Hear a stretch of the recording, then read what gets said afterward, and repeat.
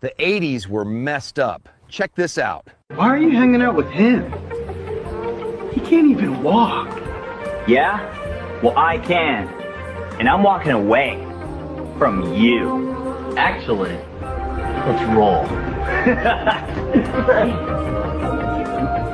Making fun of someone with a disability is retarded. That was a real commercial back in the day. Hilarious.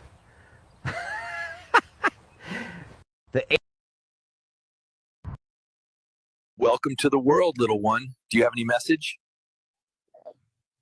Make America great again.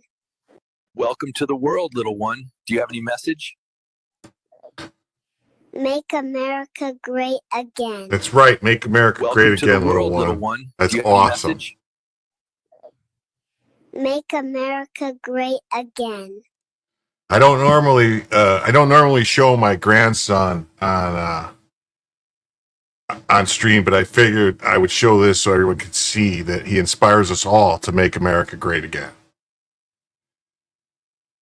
Hey everybody, hi Kevin, how you doing? Sharon Tyler, how you doing? JD, good to see you. No Jabski, good to see you. Sunshine, hey, how you doing, Sunshine? J.H. Swalback, I inspire you. I'm going to learn my ABCs. Well, that's just great. The alphabet is a powerful thing. It truly is. Did I spell your name wrong? I probably spelled your name wrong. Is that what you're telling me about? Joe, when I was typing it in. So I apologize. I told him to go check the super chats, though, that you did put a super chat in. I saw that it was there in the fan funding, but I don't know. So anyway, hey Saxon, how you doing? So anyway, we're going to do a show tonight, and it's a little late tonight because Joe started streaming late, and I don't like to stream over him, and so he's probably going to go another half hour to an hour anyway. So we're going to start covering some stories. We'll do some stuff that, yeah, did you see that? What YouTube did with CFC this morning? It cut him off. I don't know, I don't know what they've been doing. It's been some weird stuff with, I think it's the intro and their automated system. Like, I get every single one of my live stream gets hit for demonetization, and I have to do a review, and it takes like 48 hours before they'll start giving me monetization back. But I win almost every time because I don't really do anything that messes with stuff. But so we'll do some stuff here. So we're gonna go to the first story of the evening, which if anybody was over at Joe's stream, they kind of already saw the stuff. The first two stories I think he covered already, but hey. It says, breaking, Bondi orders evidence to be sent to the grand jury for the Russia collusion hoax. So that's good, right?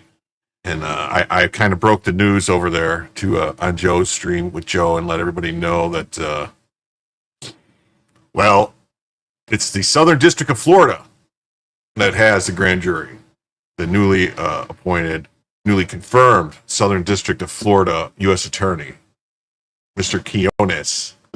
And by Quiones, you know, if I don't know, no one knows what Quiones means, it's cojones for big balls. So he's going to take care of business. It says, in what district? If it's in D.C., then it's already over. No, it's not D.C., buddy boy. Florida. That would be wise. Yes. It's likely to take place. Look at this. John Solomon is reporting his sources are telling him the grand jury for a grand conspiracy will likely take place in Florida. Most likely, my sources are telling me it could be in Florida where the raid of Mar-a-Lago took place. It's absolutely huge. If my sources are correct, we all know this happened outside of D.C., and we want to see accountability. We want to see accountability. Yeah.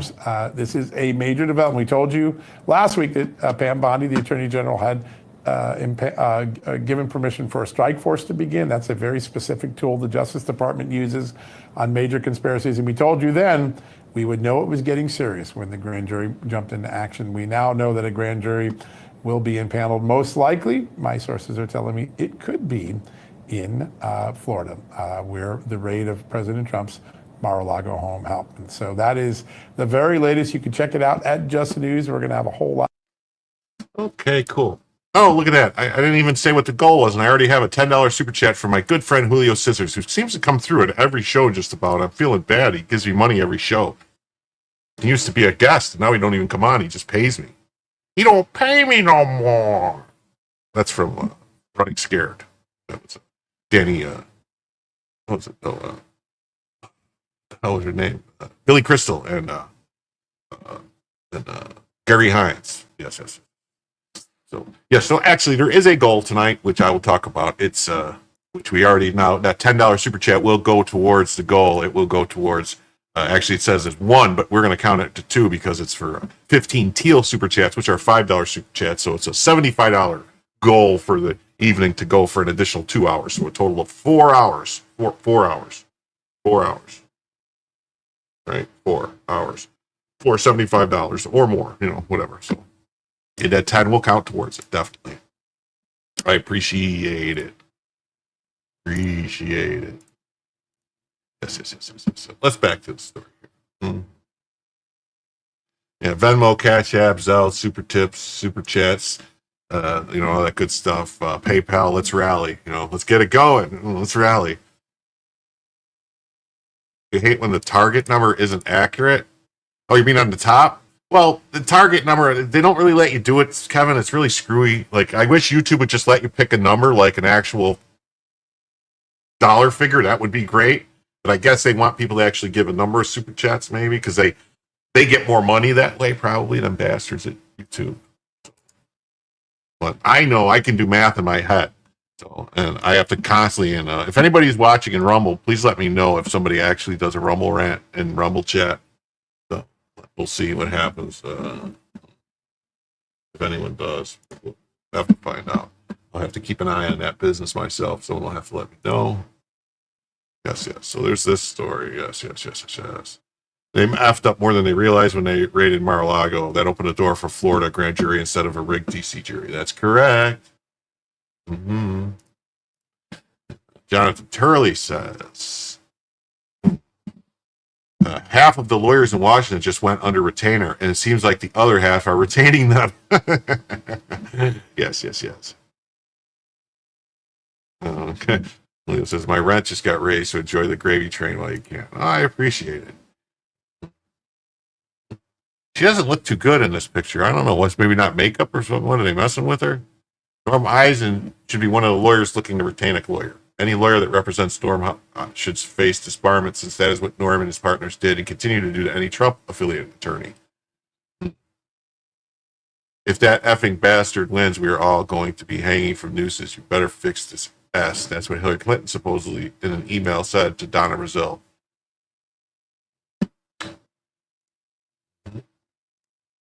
It says the Justice Department is going for, hey, there we go. This will make it show too. but it really should be 3. Yes. Yes, Kevin. Correct. I can count in my head, though. The Justice Department is going forward with a grand jury investigation on the Russian conspiracy. To do so, the AG had to find sufficient evidence to justify possible indictments. While Obama enjoys immunity, does he really? Others like Brennan remain exposed. That's right, John Brennan going down on the farm. Perjury, obstruction, and lying to federal investigators are obvious areas for exploration by prosecutors. You think it's a grand kabuki theater? Maybe it is. I don't know. I think they have to do something, though. I do.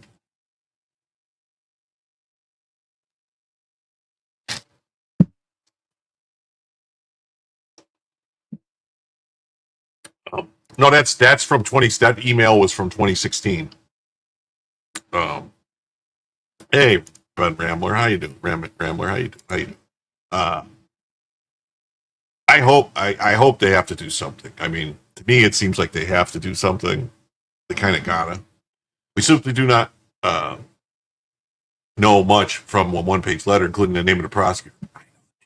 His name is Cojones. Big balls. That's the prosecutor's name is Cojones in the Southern District of Florida. It's not appear to be a special prosecutor appointment. That's right. It's a new U.S. attorney for the Southern District of Florida. Accordingly, I would expect the investigation to rest in D.C. with our newly confirmed U.S. attorney, Gene Pirro. No, it won't, John Turley. That would be retarded. The referral will move the city to DEFCON 1 with the grand jury investigation in the mix. There will be far greater pressure on witnesses to cooperate as the administration focuses on key figures such as Brennan, Clapper, and Comey. Obama was the first president to stay in D.C. after he left office in over a century. Why? To keep the conspiracy going. His immunity ended when Trump lowered his right hand. He's a regular American like us, and no one is above the law. If I'm indicted, I won't go down alone. That's what Hillary Clinton says. Yeah. I understand why a president has immunity, but I don't understand why it would apply here. Staging a soft coup with fake information isn't part of their duties. Supreme Court's decision did not intend to grant blanket immunity to commit crimes. These acts were conducted outside of his official capacity, and therefore, in my opinion, he should not receive immunity. Obama doesn't have immunity. How is he trying to overthrow an incoming president immune? Immunity covers activities that are normal. Running of the office, last I checked, committing a conspiracy to overthrow a duly elected president isn't normal. Brennan equals ham sandwich. Mm-hmm. Oh, this says thank you. All ads on Fox Business? No. No. Mm-hmm.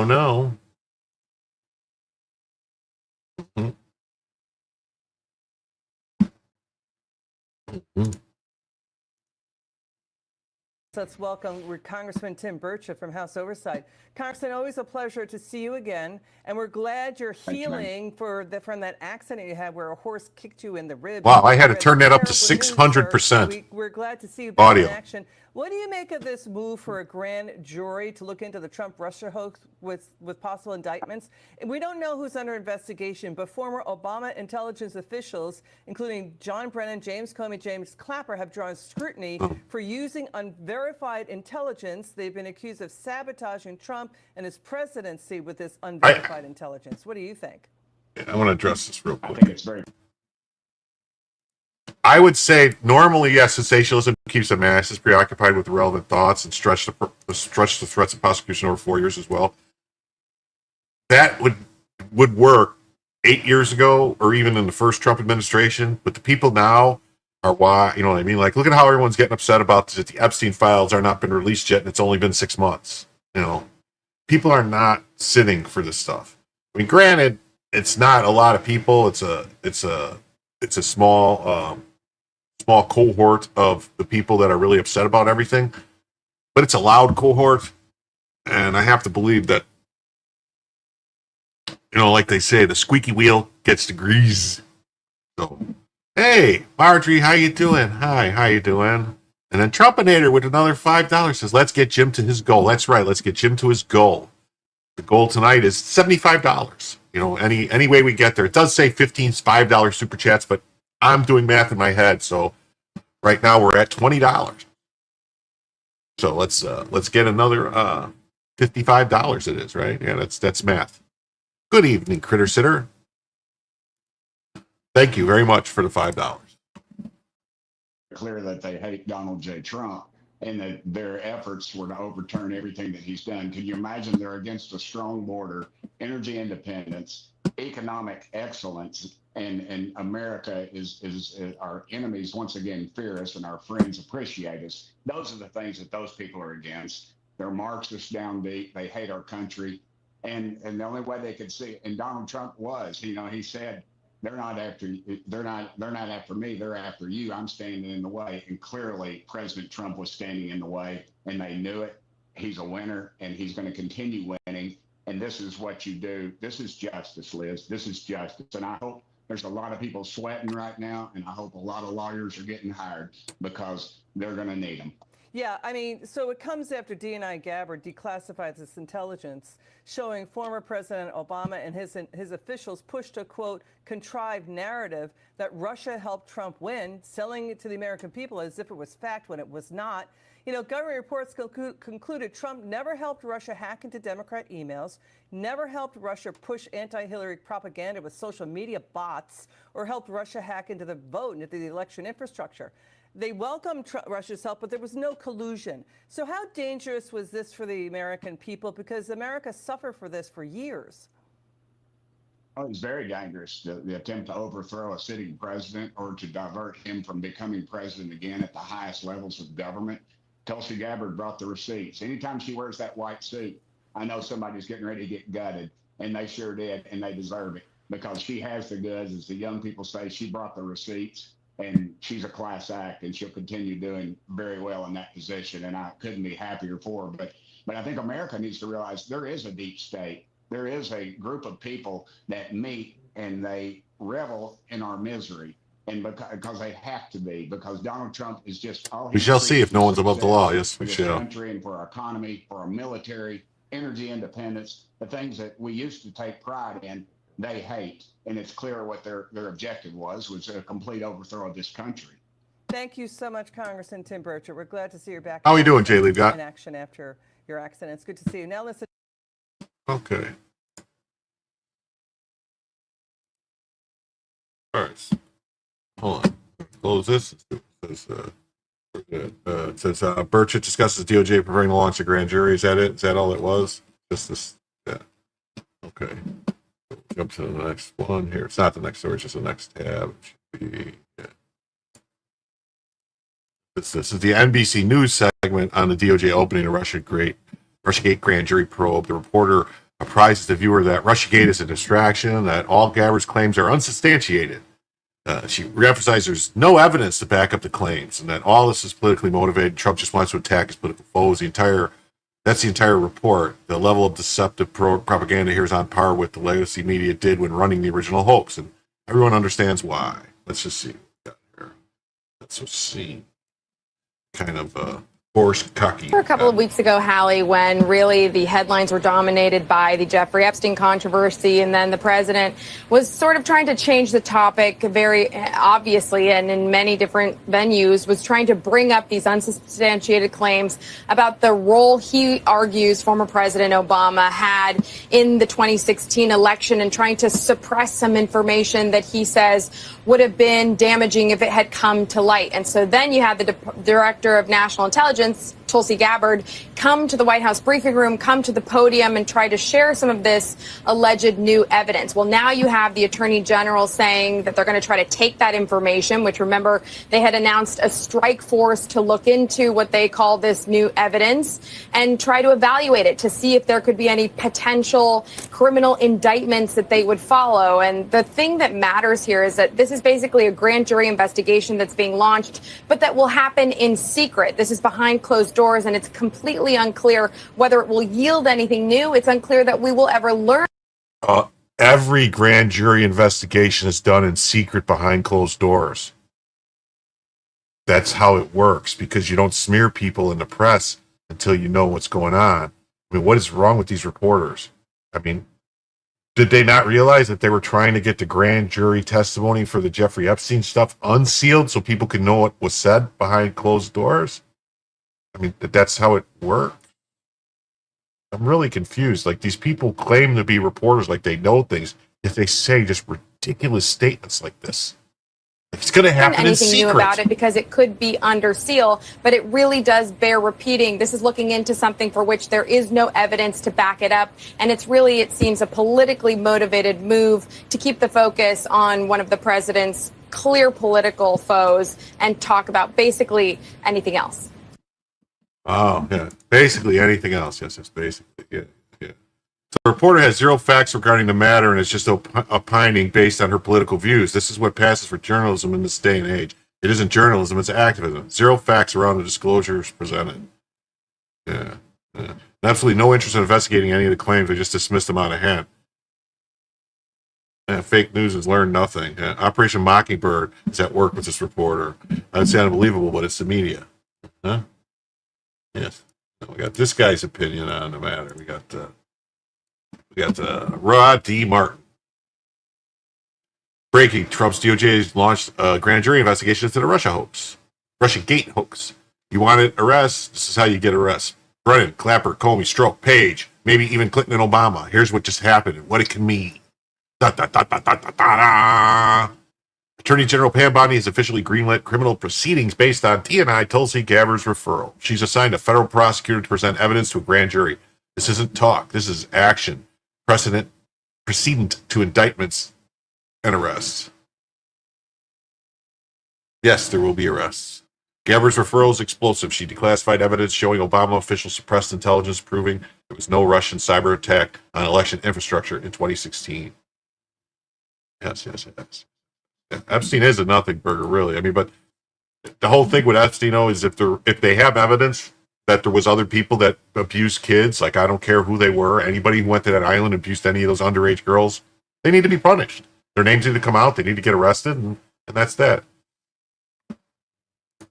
Yeah, Tulsi was a Democrat. Remember that. That's right. Until they went after her and put her on the no-fly list, the Safe Skies list, and branded her a terrorist, called her a Russian asset. Remember? And then she's like, yeah, I'm not with these people anymore. So we'll see what happens. Mm-hmm. They knew it. They hid it. They lied about it. Mm-hmm. The memo shows December 2016, Obama personally ordered an intel assessment he knew to be false. His team weaponized it to delegitimize Trump, cripple the presidency, and remove him if possible. It was a coup. Nothing else but. Cash Patel found thousands of Trump probe documents hidden in burn bags in a secret skiff. Dun, dun, dun, dun. Referral names it for what it is, a contrived narrative manufactured by Obama intel chiefs at Obama's direction to frame Trump for collusion that never happened. This led to years of FBI harassment, special prosecutors, and a crippling of our democracy, all built on lies by that guy, those two guys right there. These two guys were involved in a lot of stuff, too, if you look throughout the history of the FBI and what they were involved in. You know, both of those guys standing right there on the screen, you see them, the tall guy and both Mueller and Comey, they were both involved with Whitey Bulger. Yeah.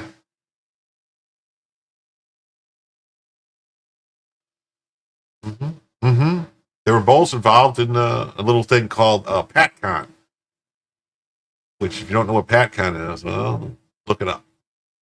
Lots of conservatives have been skeptical that anything would really happen. The DOJ now confirms it's acting on Gabbard's referral. Cash Patel has opened a grand conspiracy investigation that could reset the statute of limitation and move trials out of D.C. That's right. They're going to Florida. Yes, RussiaGate is definitely worse than Watergate. Mm-hmm. And speaking of Watergate, you know, Watergate was kind of a coup against Nixon. You know, Nixon was the most popular president ever elected. Landslide, biggest victory of any president ever. 49 states. And what happened? Well, they couped him out of office. First, they got rid of his vice president, put in somebody that they knew they could work with, somebody who was part of the Warren Commission, somebody who was a deep stater. And then the FBI and CIA basically backdoored Nixon and sent operatives in that purposely got caught doing a burglary of the Watergate Hotel on the, you know, planting bugs or something like that, or retrieving bugs from the Democrat DNC, even though they were all being monitored by everybody anyway. It's crucial. In D.C., Democrats walk, Republicans hang. But this conspiracy spanned multiple states, including Florida, making a fair trial finally possible. And the prosecution list can include Brennan, Clapper, Comey, Strzok, Page, Clinton, Obama, and countless more. Loretta Lynch, Eric Holder, yes, criminal of the highest level. This isn't just a scandal. It's the biggest political fraud in modern American history.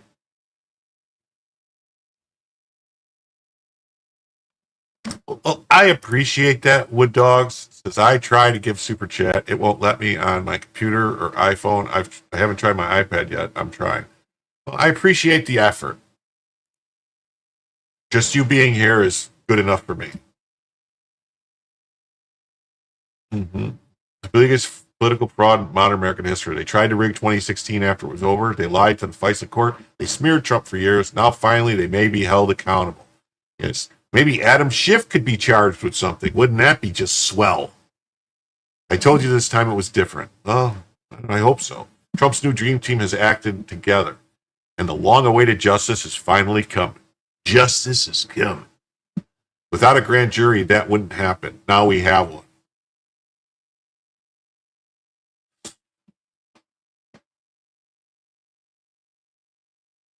DOJ launching grand jury investigation into RussiaGate conspiracy allegation. Sources. Botany is acting on Gabbard's criminal referral, claiming intelligence community suppression.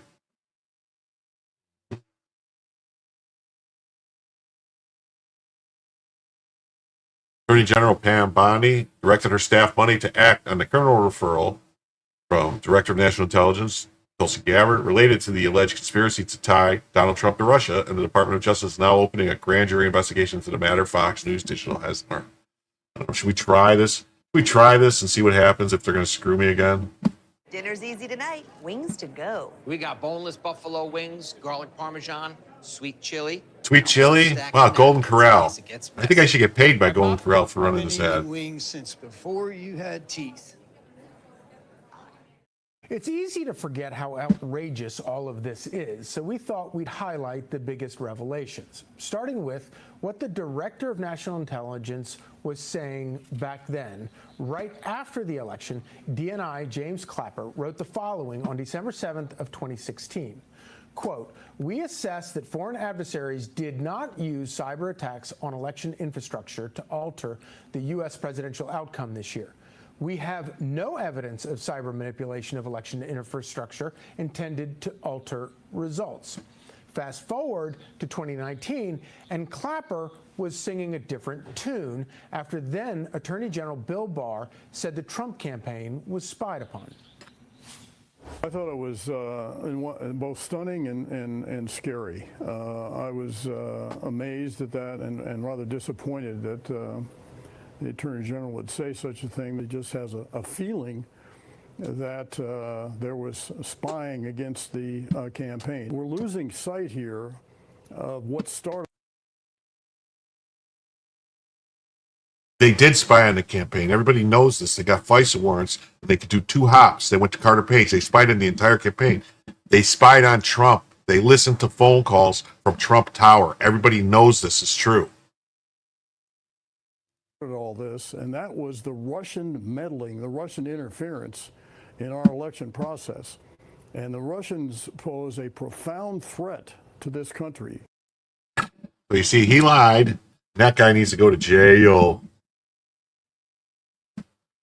Bonnie personally ordered an unnamed federal prosecutor to initiate legal proceedings, and the prosecutor is expected to present department evidence to a grand jury, which would allow the department to secure potential indictments, according to a letter from Bondi reviewed by Fox News Digital, a source familiar with the investigation. DOJ spokesperson declined to comment on a report of an investigation, but said Bondi has taken a referral from Gabbard very seriously. The spokesperson for Bondi said Bondi believed there is clear cause for deep concern. Yeah, it wasn't Putin spying. It was the Obama administration spying on Trump. You know, exactly like the Lyndon B. Johnson government was spying on Nixon prior to the Nixon, to the 1968 election. And then it was the government, the deep state government was still screwing around in 72 during that election, and that's when they screwed Nixon over with Watergate to get rid of him, because he was going to look into what happened with Kennedy. Deep state actors did not want Trump-Russia information to see the light of day. That's right. DIJ confirmed 2 weeks ago it received a criminal referral from Gabbard. The memorandum titled Intelligence Community Suppression of Intelligence showing Russian criminal actors did not impact the 2016 election, and asked the DOJ to open an investigation. No charges have been brought at this stage of the investigation against any potential defendants. Well, no, because they're doing a grand jury investigation. The grand jury hears the stuff, and the grand jury says, okay, these are the charges. They closed the Golden Corral in local. It was a dark day. I don't know. What are we ever going to do? Well, I don't know. I can't decide what's better. Was it Hometown Buffet or Old Country Buffet or what is it? Or Golden Corral? They have all these different ones. I don't know. The revelation that the DOJ is moving forward with the grand jury probe comes after Gabbard declassified information in July that shed new light on the Obama administration's coup against the great, powerful Trump administration in the 2016 election.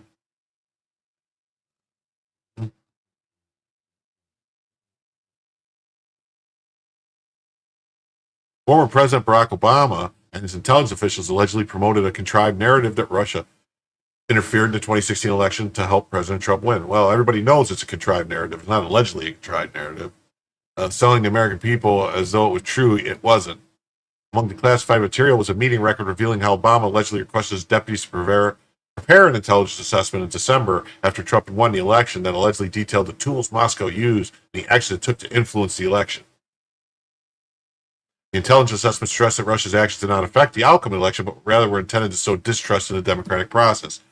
Garrett has alleged that Obama and his national security officials laid the groundwork for a narrative that then candidate Trump and his campaign colluded to help him win the 2016 election. FBI investigation and 2 special counsel investigations loomed over much of Trump's first administration. It's unclear whom grand juries expected to target, what the charges could be in play, given the statute of limitations of much of the activity from nearly a decade ago has lapsed. Well, if you guys were paying attention, you would know that it's conspiracy, and in a conspiracy, the ongoing conspiracy extends the statute of limitations. That's how that works. Former Obama intelligence officials, including John Brennan, James Clapper, James Comey, have drawn scrutiny from the Trump officials for their alleged involvement in the developing intelligence that undermined Trump's victory. Yeah, never forget that the Zelensky phone call was leaked the day after the Mueller report was released. Yeah, it's like they're always doing something.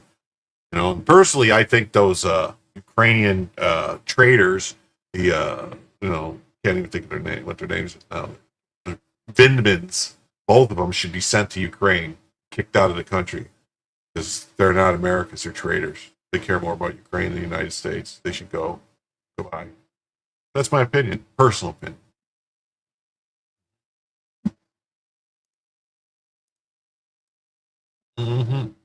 Bondi orders evidence sent to grand jury for Russia collusion hoax. That's right.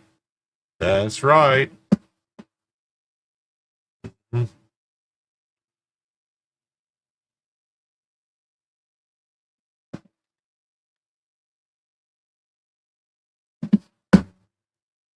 Okay. Attorney General Pam Bondi on Monday signed an order for a federal prosecutor to present evidence to a grand jury from all charges related to the Russia collusion hoax, multiple sources confirmed to Just the News. Yeah, it wasn't so much that Trump won, but Hillary lost. Yeah, I kind of agree with that. Move follows Director of National Intelligence Tulsi Gabbard sending criminal referrals to the Justice.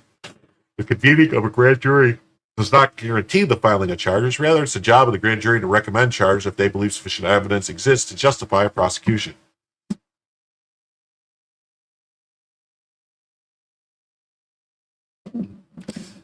Well, I can't say that you're wrong, FedEx. FedEx, it says. Why did I think it was FedEx? FedEx. It's or is it supposed to be flexed? I don't know. The media complex is fixated on watching the clowns juggle the federal politics of the day, while each state runs rampant with taxes, utility costs, regulation, no-bid contracts, and property seizures. Yeah. Yes, they do. Yes, they do.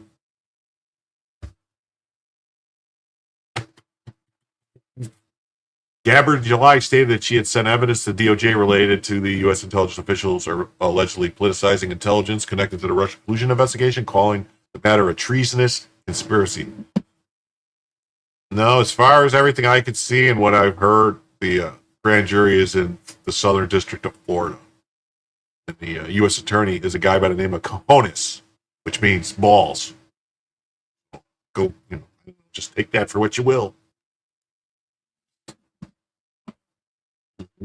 Odie and I at the time said the evidence released overwhelming evidence that demonstrates how, after President Trump won the election against Hillary Clinton, President Obama and his national security cabinet members manufactured and politicized intelligence to lay the groundwork for what was essentially a years-long coup against President Trump. Those years-long coups just suck, man. They just suck. Mm-hmm.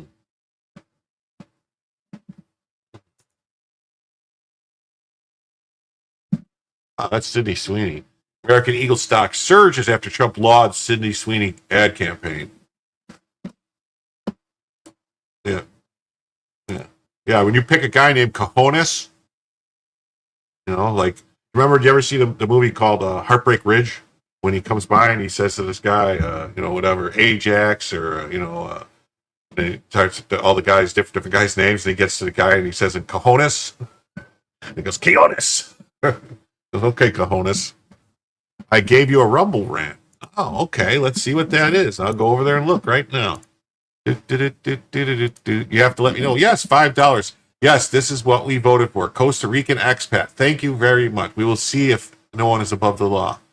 Thank you very much. I appreciate it. If you let me know, and it doesn't show up for whatever reason, the Rumble rants do not show up in the StreamYard program, but the regular do. So like this says, I gave you a Rumble rant, June Griffin, Louise, and that's or I think that's this person. Where's it at here? This person, right? Same person, I believe, Costa Rica expat. We will see if no one is above the law. So thank you very much. And, if you do give a Rumble rant, let me know by just say, hey, I gave a Rumble rant in like June did. That way I can go and pull it up and say thank you and address it if it's a question. Because it's the only way I can know is if someone else mentions it.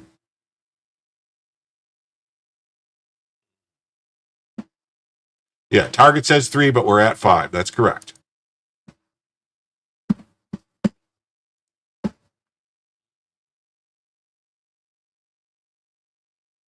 That's all the story is?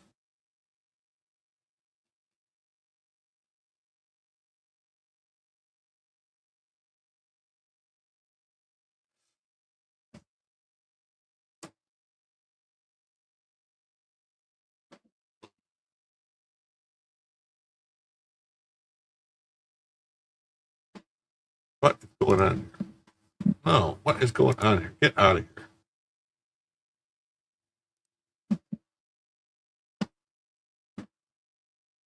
Launches grand jury hoax probe. Was it just damn?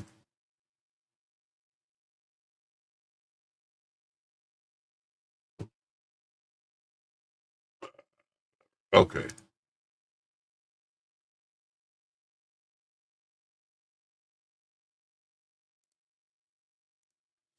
Jack Smith, the Biden DOJ prosecutor who tried to jail Trump, is under federal investigation for improper political activity. Pam Bondi just confirmed the DOJ is looking at Smith's Hatch Act violations, abuse of office, to interfere in an election. So this could also be what the grand jury is looking at.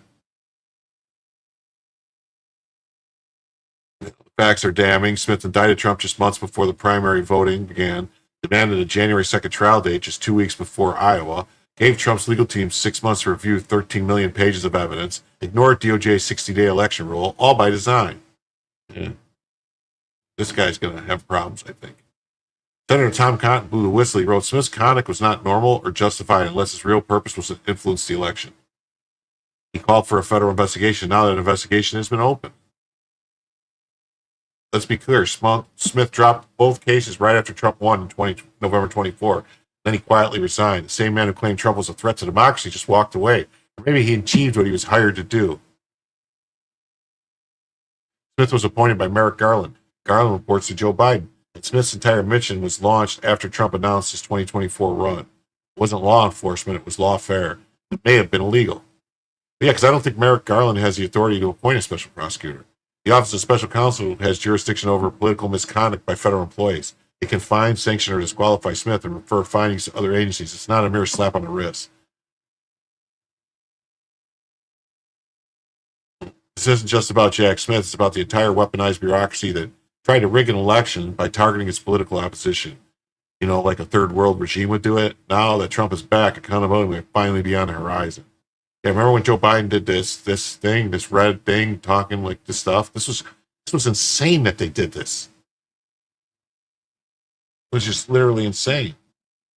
You know? On to the next story. America's power crisis is already here. AI, crypto, and data centers are about to blow up U.S. electricity demand, and the grid isn't ready. Retail electricity use is set to surge 175% above normal in just 2 years. This is a warning and an opportunity. AI energy crisis. The epicenters of this boom, Texas, ERCOT, 13 mid-Atlantic states, and D.C., PJM. Together they serve nearly 150 million Americans. And they're about to be flooded with massive new energy demands from Musk, OpenAI, et al. But don't blame them, you're the consumer. The AI explosion is staggering. Trump's Stargate project, OpenAI, etc., in Texas is a $500 billion investment. Elon Musk's ex-AI Colossus in Tennessee is $6 billion and counting. Plus crypto mining and mega factories coming online in 2025, 2026, 10 trillion in new products, all needing power, which they mean power to mean electricity. Yeah, Stargate, Trump announces $500 billion AI project Stargate. And it comes with pain. Residential electricity prices expected to rise 13% this year alone. That's not inflation, it's demand. Blue states like California, New York, and Massachusetts, where Democrats restrict new power plants, are the hardest hit. But price hikes are only part of the problem. According to the North American Electric Reliability Corporation, data centers pose a significant near-term reliability challenge to creaky, aging U.S. power grid. The grid may buckle fast, especially if there's one of these things like solar flares. We need to harden our grid fast because we are not prepared. The risk is structural. Data centers go up faster than energy infrastructure. They draw unpredictable, sensitive loads. They require constant, massive power with no room for failure. The result is an unstable grid, blackouts, and national security risks. So what's the answer? Nuclear power. And Trump is already leading. Last year, Amazon, Meta, and Google all announced plans for small modular reactors. Now, Rick Perry's Fermi America is building the largest AI nuclear complex in the U.S. 5,800-acre energy plant to power data centers. Fermi America. Trump's new executive order have reignited U.S. nuclear because, as Perry puts it, the Chinese are building 22 nuclear reactors today to power the future of AI. America has none. Here, he's right. Today's reactors are safe. Can't even melt down. Why are Dems so opposed?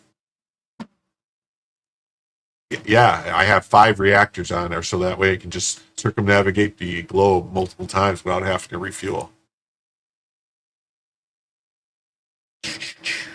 Texas leads the charge with massive nuclear AI energy campus. This is the next frontier of energy independence, AI supremacy, industrial rebirth, and national security. Democrats crippled nuclear for decades, but the tech didn't stand still. Now we need it, and Trump is the first president to treat it like the emergency it is. Trump's nuclear shock, 4-fold increase coming.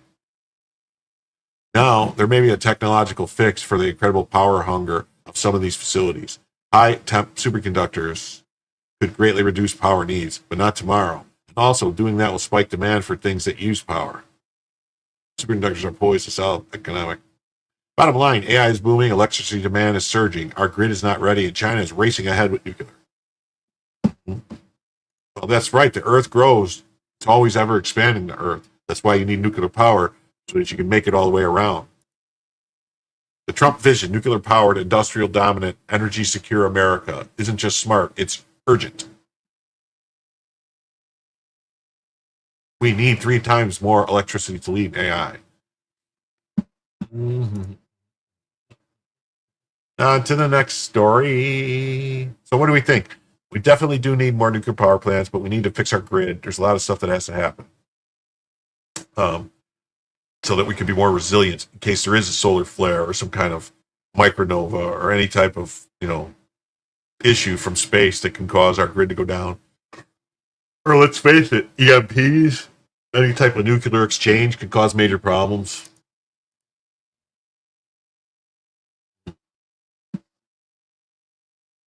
Texas Democrats flee state to block GOP congressional redistricting. AG Paxson calls for their arrest.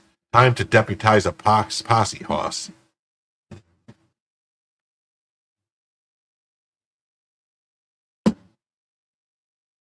So right now, this is what they're showing. They have 1, 2, 3, 4, 5, 6, 7, 8, 9, 10, 11, 12, all these districts, and they're planning on making them go, oh no, we're going to do this. No, the grid is not flare ready in the U.S. Not at all. I kind of miss Crazy Jim on Dave's Street. Well, so does Jim. We'll see. Jim's trying to keep growing this channel and getting views, and then maybe once it gets big enough, I'll start doing maybe one day a week. I'll have a weird theory type show or something. But I want to keep focused on the news and news and news, politics, stuff like that. Political news, politics news, current event stuff, and then after I grow sufficiently enough, then we'll start another channel or another show.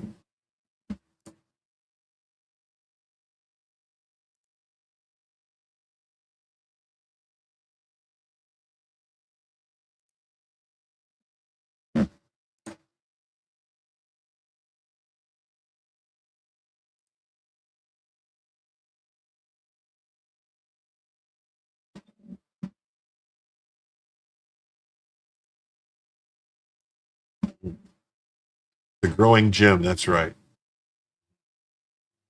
Run away, different than retreat. Round them all up and throw them into pokey.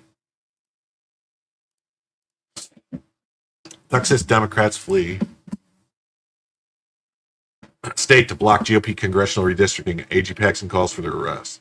Texas Democrats have fled the state to block Republicans in the legislature from holding a special session to block a redistricting vote on Sunday. The Texas Democrats reportedly fled to Illinois to break quorum to block the Texas House from holding a vote in special session.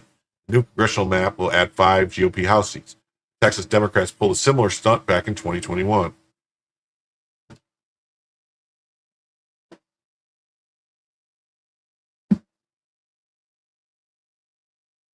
Politico reported dozens of Texas Democrats plan to flee the state amid a special session Sunday afternoon, making a last-ditch effort to disrupt a mid-decade redistricting attempt forced by President Donald Trump. See, no, it's not forced by President Donald Trump. It's the Texans, the Texan Republican Party, and all them looked at this and said, "Hey, why are we doing this? Why aren't we? Why doesn't our districts make more sense? Why aren't they more compact?" And that's what they're going to do. They're going to compact them. It marks the second act of breaking quorum when the state house will lack the minimum number of lawmakers needed to conduct business since 2021. And it comes as the party scrambles to counter the aggressive action in Texas, intended to keep Republicans in power in Congress next year by creating 5 GOP-friendly seats in the state. 4 years ago, Republican Texas Governor Greg Abbott called for the arrest of fleeing lawmakers upon their return to the state. Sunday's move will almost certainly set off a nationwide redistricting arms race that threatens to upend the 2026 midterm election map. The Democrats have already gerrymandered their states to get the most possible Democrat seats out. I mean, how are they going to gerrymander Massachusetts more that right now has 0 Republicans? How are they going to gerrymander California more that only has 18% of their seats Republican?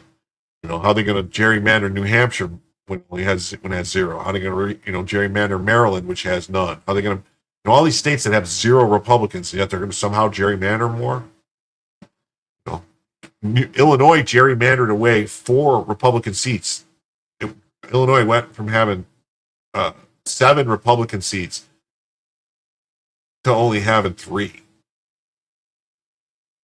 And the voting did not, populace did not change in Illinois at all. Texas Democrat State Rep James Tallarico boasted about fleeing the state to block the GOP from, my Democratic colleagues and I just left the state of Texas to break quorum and stop Trump's redistricting power grab.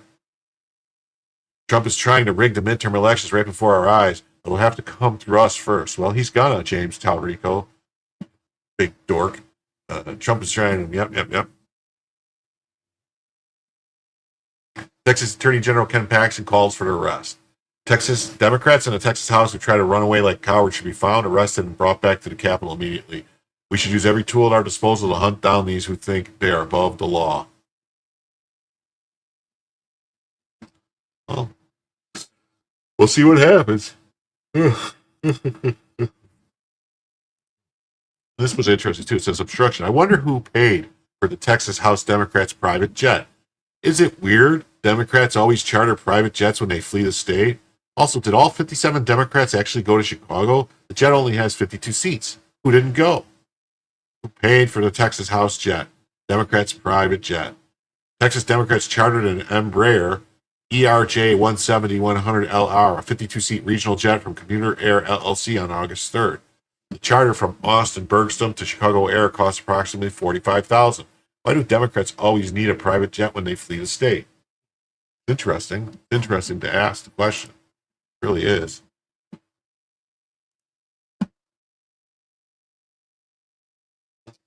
Very interesting. What I'll say. Oh, man.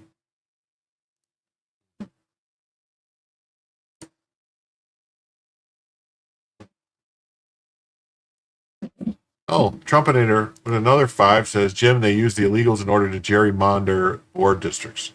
Seems like that's what they do, definitely. Definitely that's what they do.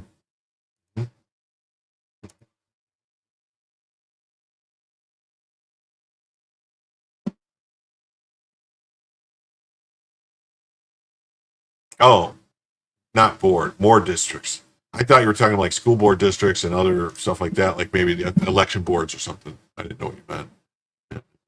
Freeze their spending. Yes, a state governor can freeze spending in certain circumstances often related to budget concerns. Many states grant their governors the power to freeze spending, particularly when facing budget deficits. This action usually involves directing state agencies to halt hiring or execute non-essential services. However, this power is not unlimited and is often subject to checks and balances by the state legislature. Target says 4, but it's really 6. Yes, thank you for keeping track, Kevin. I'm keeping track too, right here. It's okay to have billionaire friends if you're a Dem, probably the Pritzker family's chat. Yeah, burning jet fuel and climate change and rearview mirror. Cowardly Democrats. Yes. It says obstruction. In their efforts to retain control of power, Texas Democrats in the House have fled the state. In doing so, they blocked any chance of passing desperately needed flood relief legislation in Texas. Yeah, they weren't worried about helping the people who flooded. Instead they're staying in Austin to do their jobs. They took a private jet to Illinois to focus on fundraising for the midterm. Shame on you, Democrats. Shame. Shame. Texas Democrats blocking flood relief legislation. Texas House Democrats, in a brazen effort to retain power, have fled the state. Their actions are blocking at least 5 flood relief bills, including Texas House Bill 136, 108, 165, 166, and Representative Barkin, Gervin, Hawkins' Siren Communications measure. Yeah, they don't care. They'll blame it on Republicans anyway, though. I think Texas Dems have used this move before, at least twice. Texas should have straightened out their procedures so that the retreat is no longer an option. They need to update their constitution. 2 solutions. Allow the governor to appoint replacements during vacancy, or 2, calculate quorum based on 2/3 of the filled seats.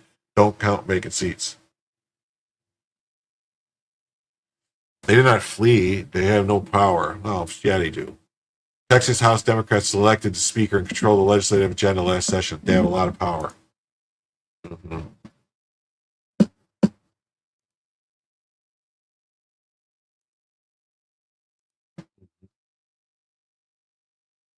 If you decide to hop on a private jet and skip work today, you would expect to get fired. Democrats did just that, but they expect to get paid and not get fired. In fact, they're trying to get you to send them more money to pay for their hotels and meals. Most Texans aren't on board. Majority of Texans, angry Democrats, are refusing to show up for work. Texans know that if they don't show up to work, they don't get paid and they might get fired. Meanwhile, Democrats are getting paid for not showing up to work, and they're outraged the governor might fire them if they don't get back to work by 3 p.m. today. Governor Abbott reminds Democrats that they don't get to skip work if they aren't getting their way. He making it clear that if they don't get back by 3 p.m., they forfeit their seats and face felony bribery investigation. Greg Abbott joins us now. Thank you so much. Can you tell us from your perspective, what is the issue? Why did they leave? So they're leaving and they've left because they're very un-Texan. Texans don't run from a fight. And there's a fight going on in the legislature right now about redistricting as well as other things. But I'll make 2 quick points, Dana, about this. For one, to run to states like New York and Illinois to protest redistricting is kind of like running to Wisconsin to protest cheese. It's just kind of outrageous. Those are New York and Illinois are 2 hallmark states that have already done redistricting to eliminate Republicans. But the second thing is far more serious, and that is what these Democrats have done. Just a small fraction of them were needed to break a quorum, and that small fraction is holding hostage legislation in the state of Texas, where we will be able to provide assistance and reform for all of the victims of that horrific flooding that we've had in the state of Texas. Our fellow Texans are being let down and not getting the flood relief they need because these Democrats have absconded from the responsibility, and I believe they have forfeited their seats in the state legislature because they're not doing the job they were elected to do. Governor. Okay. Greg Abbott joins us now. Thank you so Texas Democrats skipping work to block redistricting? Classic political theater. The Texans foot the bill. These lawmakers collect taxpayer-funded salaries while fleeing their duties, delaying flood relief for communities devastated by last month's disasters. Real work means showing up, not jetting off to Illinois on a partisan stunt. Governor Abbott's push to remove AWOL legislatures isn't overreach, it's accountability. If private sector workers pulled this, they'd be fired. Why should bureaucrats live by different rules? Prioritize Texans' needs over DC power games. Definitely. We don't need no silly reindeer games. Texas House votes to allow for arrest warrants to be issued for the rogue Texas House Democrats that fled the state blocking desperately needed flood relief legislation. The House will try again tomorrow at 1 p.m.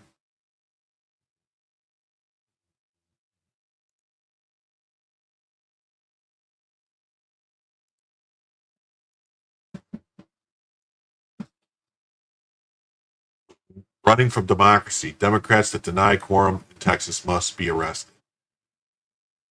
Democracy depends on presence. Legislating, like governing, cannot be done in absentia. In Texas, Democrats have made a habit of fleeing their duties when the political winds blow contrary to their liking. Unlike Republicans who may fight, filibuster, and lose, but who stay to cast their vote, Democrats have repeatedly taken flight, first in 1979, then again in 2003, and then most recently in 2021. Now, as the Texas House prepares to pass a lawful redistricting bill that could reshape the state's political map in favor of Republican majority, the flight instinct stirs again. 5 stolen seats. The Texas Republicans are morally and legally justified to reclaim them. I think we might read that story next.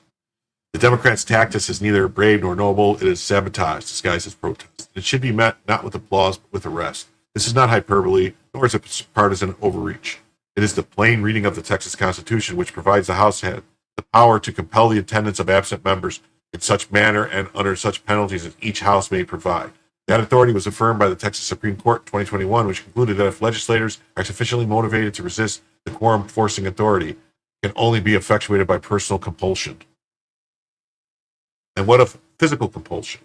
It need not be theatrical. There is no call for shackles, nor should there be. Civil arrest, administered by the Sergeant at Arms under the Speaker's direction and potentially assisted by the Department of Public Safety, is precisely that, civil. Members who flee may be escorted back to the Capitol, detained until they appear on the floor, and then released. Their liberties are not abridged, their rights are not infringed. They are quite literally being asked to do their job.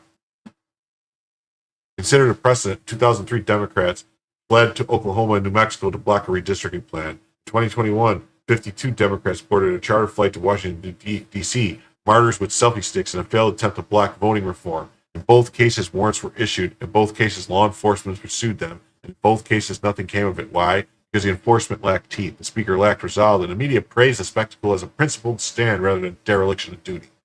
Let us not repeat the mistake.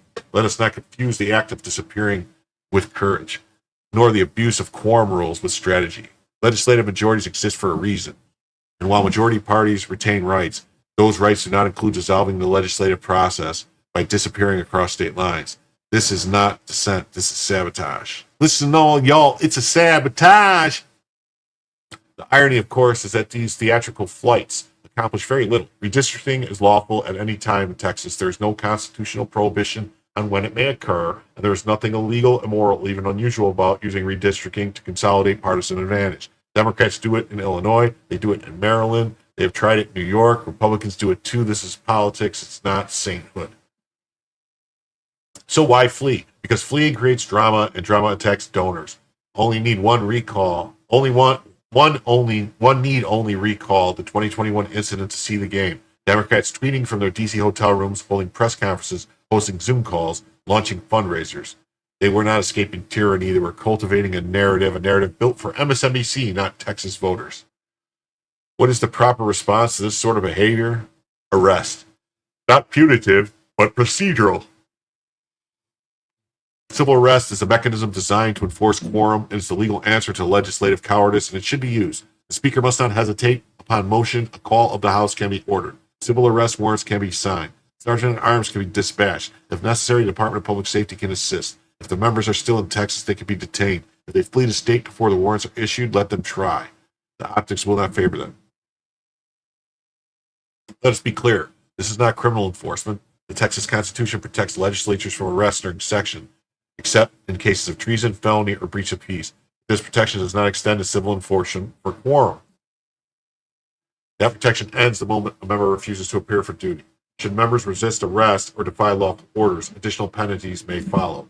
Under Government Code Section 301-026B, refusal to comply with a House summons can constitute contempt, a misdemeanor carrying fines, and possible jail time. The House rules also allow for daily fines of $500, reduction in legislative accounts, and even expulsion with two-thirds support. These tools exist for a reason. They are not meant as curiosities nor as symbolic gestures. They are mechanisms to preserve the rule of law inside a legislative body that depends on structure, discipline, and presence. And here, structure matters. The House cannot function without a quorum. Under Article 3, Section 10 of the Texas Constitution, two-thirds of members must be present to conduct business. Absent that quorum, bills cannot be passed, debates cannot proceed, and the government is halted. It's not a bug in the system, it's a design feature, but it assumes that members are acting in good faith. When they do not, when they flee to avoid votes they cannot win, the quorum requirement is not a check on power, but a tool of extortion. It's time to remove that tool. The temptation, of course, is to treat this as a mere political theater. God, why am I yawning? Hold on.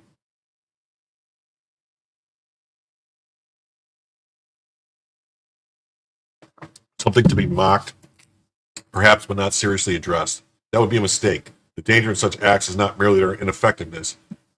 It is the precedent they set. If a minority party learns that fleeing earns media sympathy, stalls legislation, and fuels donations, they will do it again and again and again. They will do it regardless of ideology.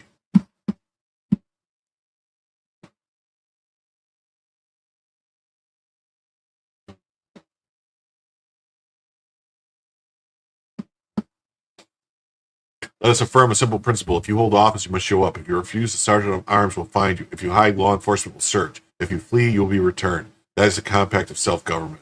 The people of Texas deserve a functioning legislature. You voted. They sent representatives. They expect laws to be debated, passed, or defeated, not evaded. Redistricting is not a moral crime. It's a constitutional process willed by both parties. To flee from it is not resistance. It is abandonment. There is a word for lawmakers who run from the law, fugitives. And in Texas, fugitives can be brought home. P.S. It is worth remembering that every single Democrat in the Texas House voted to install Speaker Burrows, while a majority of Republicans voted against him. Burrows, not the Republican majority, controls the legislative calendar and the redistricting effort. The map is his, the process is his, and by extension, it belongs to the Democrats who elevated him. If anyone has earned the right to object, it's the Republican majority who opposed his speakership, not the Democrats now attempting to derail this very process they helped empower. No, I'll be all right. I got a Red Bull that I'm drinking, so it's just, I don't know. I'll be okay. It'll be okay, Kevin.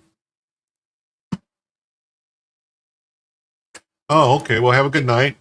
We're going to go for quite a while, I think. I have a feeling. There's that other story I wanted to pull up right here. We'll get back to it. It's up here.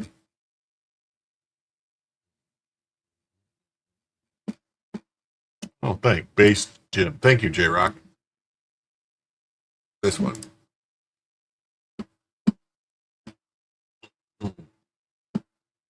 what's this say?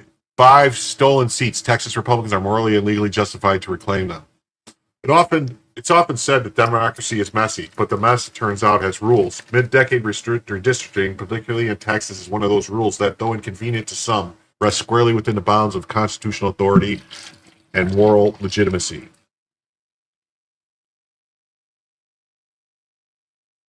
Now I'm drinking a Snapple.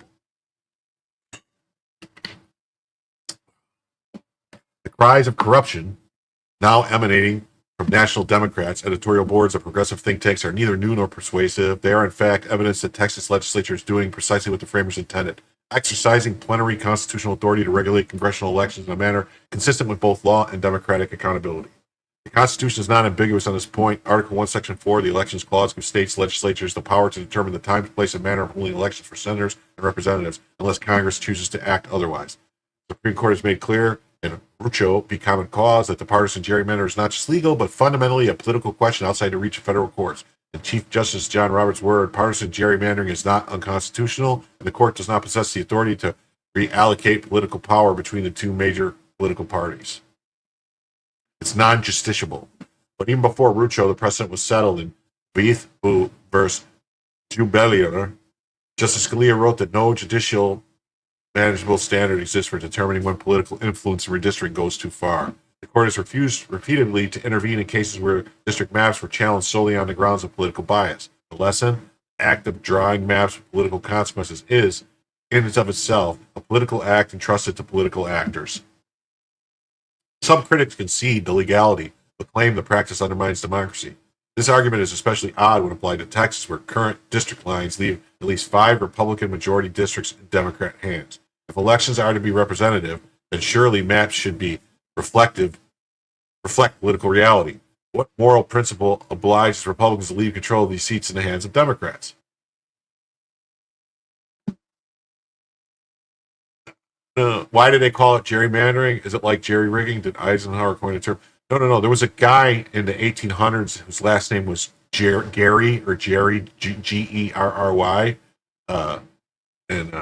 Jerry-rigging was for the Germans, and it was Germans were called Jerrys, and it was J-E-R-R-Y, jerry-rigging. And they also have another word for it called something rigging, and but you can't use that word anymore.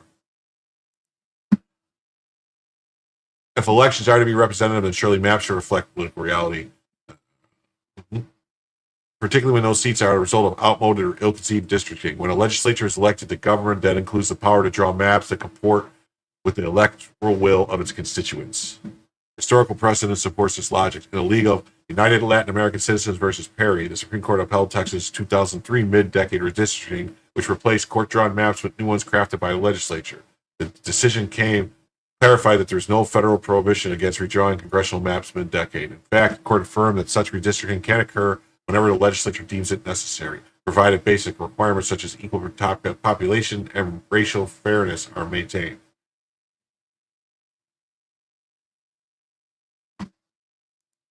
Yeah, definitely. Some insist that this power must be wielded only once every 10 years post-census, but the law does not support such a restriction. That belief rests on an imaginary rule, not a legal one. The decennial census is a trigger for reapportionment, not a leash. Indeed, were it otherwise, the court would have said so. It has not. The deeper objection, however, is political, not legal. Progressive critics fear that Texas Republicans will reclaim seats they believe ought to remain Democratic, regardless of how voters behave. This cuts both ways. The same Democrats now decrying Texas' efforts, quite openly plotting their own mid-decade redistricting campaigns in states like California, Colorado, New Jersey. The difference? Texas is legally free to redraw maps now. Most Democratic states are not. California, for instance, is bound by a state constitution and voter-approved propositions that prohibit mid-decade redistricting. To change this, Governor Gavin Newsom would need to amend the Constitution or secure a ballot initiative, a tall order in an already polarized state. California is similarly redistricted. Its independent redistricting commission is tied to the decennial census and cannot be reconvened without a constitutional amendment. Washington State's bipartisan commission would require a 2/3 vote to reactivate. Hawaii's districts are already controlled by Democrats, and the minimal political upside precludes any pressure for change. Even in New Jersey, where the rules are more flexible, there is little room for gains. The current map already skews entirely Democratic. In sum, while Republicans have both the legal authority and the political opportunity to redraw maps, most Democrat-led states would face enormous procedural hurdles to do the same. Some of those hurdles involve amending constitutions, others require public referenda. Either way, the clock is ticking. By the time any of these states could legally redraw maps, the 2026 election cycle would be well underway. This is not merely a procedural detail, it's a strategic advantage and one earned, not stolen. Texas Republicans were elected by the will of Texas to govern, and that includes the power to secure fair and representative districts. There is no legal reason, moral or prudential, to forfeit the power in deference to progressive sensibilities or elite editorial disapproval. The very concept of gerrymandering has been demagogued into a slur, but the practice is as old as the Republic.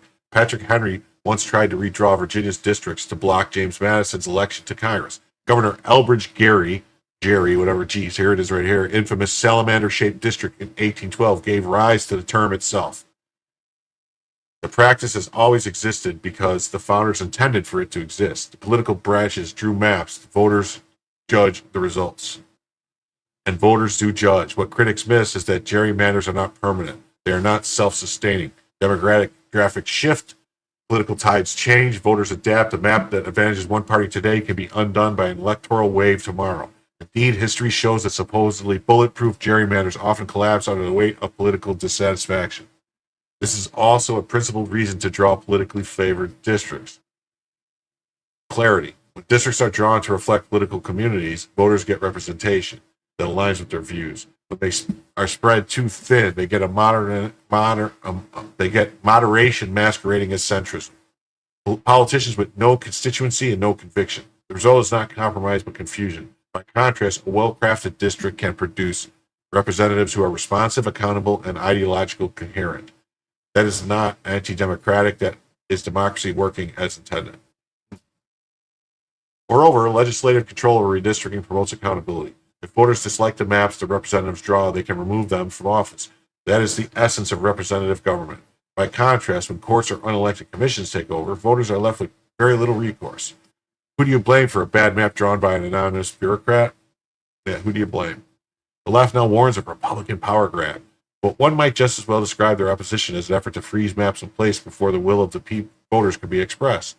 It is not the exercise of redistricting power that subverts democracy, but it's unjustified restraint. Power granted by the Constitution and affirmed by the courts cannot be theft. It's governance.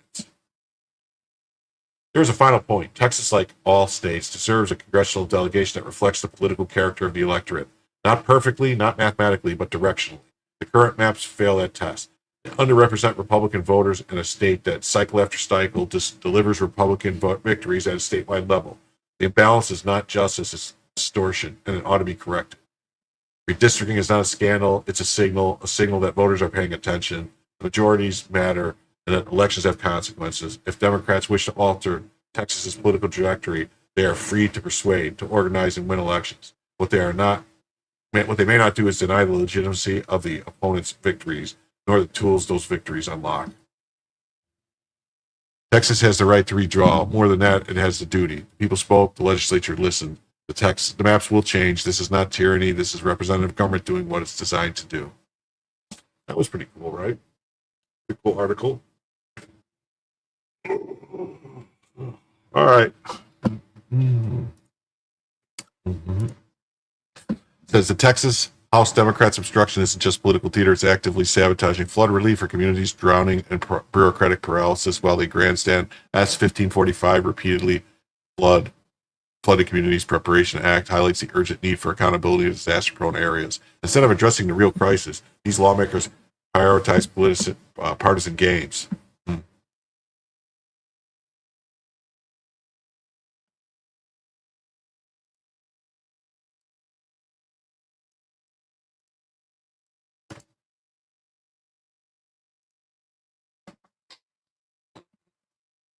Partisan games. Leaving Texas to foot the bill for their theatrics. House move to enforce quorum rules exposes a broken system where performative politics trumps actual governments. Flood victims deserve action, not another round of DC-style gridlock. I agree.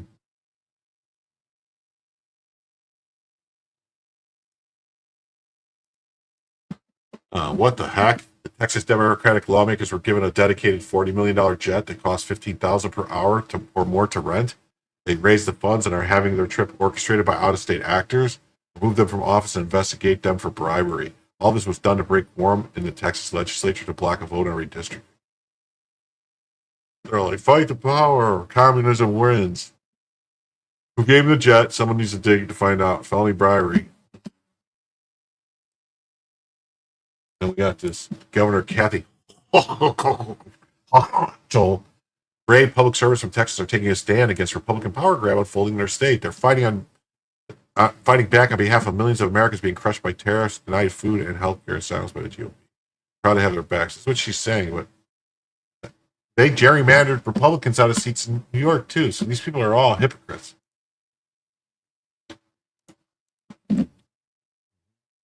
Says Governor Hochul lectures Texas about being crushed by tariffs while New York burns $2.6 billion annually on failed sanctuary city policies.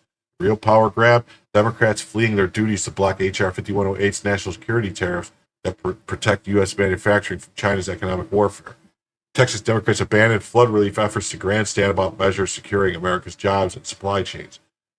Tariffs aren't silencing anyone. They're forcing Beijing to stop dumping cheap goods that bankrupt U.S. factories. If Hochul wants to help, she should audit New York's $112 billion in annual Medicaid fraud instead of hosting political theater. The numbers and priorities don't lie. See the receipts.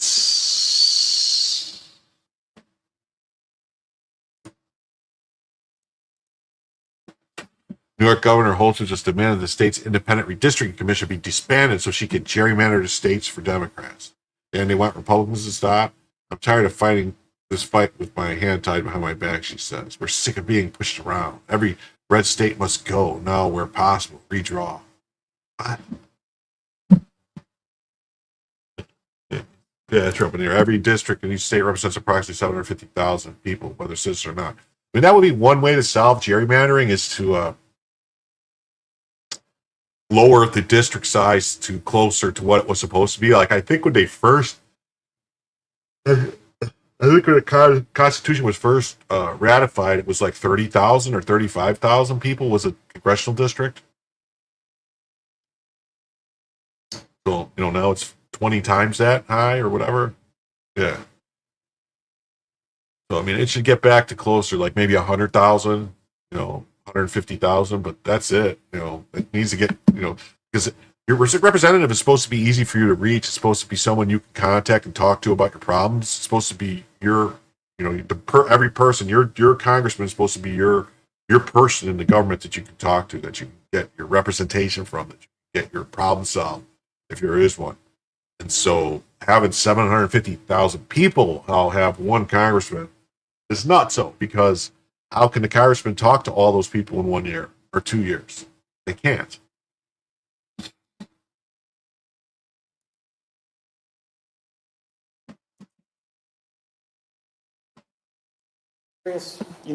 Last decade we redid redistricting. Hard to say. Do you think, given this situation where we've had these court battles, everything, that in this 2027 amendment that you may put forward, that the independent redistricting commission should be disbanded or changed in some way so that you don't have to go through that again in 32? Yes. I'm tired of fighting this fight with my hand tied behind my back. With all due respect to the good government groups, politics is a political process.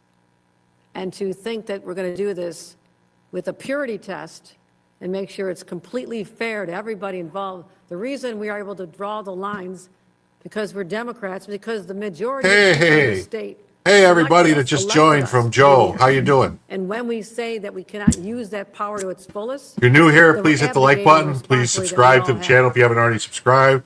Republicans take over the legislature. We do have a goal going right now. Hey, I know Joe sent you. Until then, we're in if charge. we reach the We're goal, we're going to go for an additional 2 hours in other states this don't have evening the same to cover much more aspirations that we topics. always have had. And I hold those dear. We're about an hour in, so But we I could go cannot for an ignore additional it 3 hours from this point. Hey, look at that. Salty C became a YouTube member. Thank you very much. Whoa, look at that. Super Shame sticker on from us, Wood we ignore Dogs. that Oh, fact. thank you. Joe Ray, Clean yes. Tight to the vestiges of Yes, the yes, past. yes. That era is over. Donald Trump eliminated that forever. Mm-hmm. Donald Trump eliminated that forever. Yes. So it says, what is the process for disbanding? New York has 19 Dems and 7 Republicans in Congress. That's 73% to 27. 43% of New Yorkers voted for Trump. So 43% GOP get 27% representation. Does that seem like a Democrat system? People fled New York and California in droves. Common sense, you have redistrict the states that match the populations. He is just being a crybaby because it will destroy the Democrat Party. Well, maybe. We got this Texas rep. Number 37. Thank you very much. We got this Joe Raid. Did I take the blue pill? No. Cultural unconstitutional quarantine ready. Yes, she is. She's unconstitutional and uncultural. She sings, hey, hi, Casey. How you doing? Hey, Jay Schwartz. Thank you for being here from Good Logic. I want to welcome everyone who's here from Good Logic.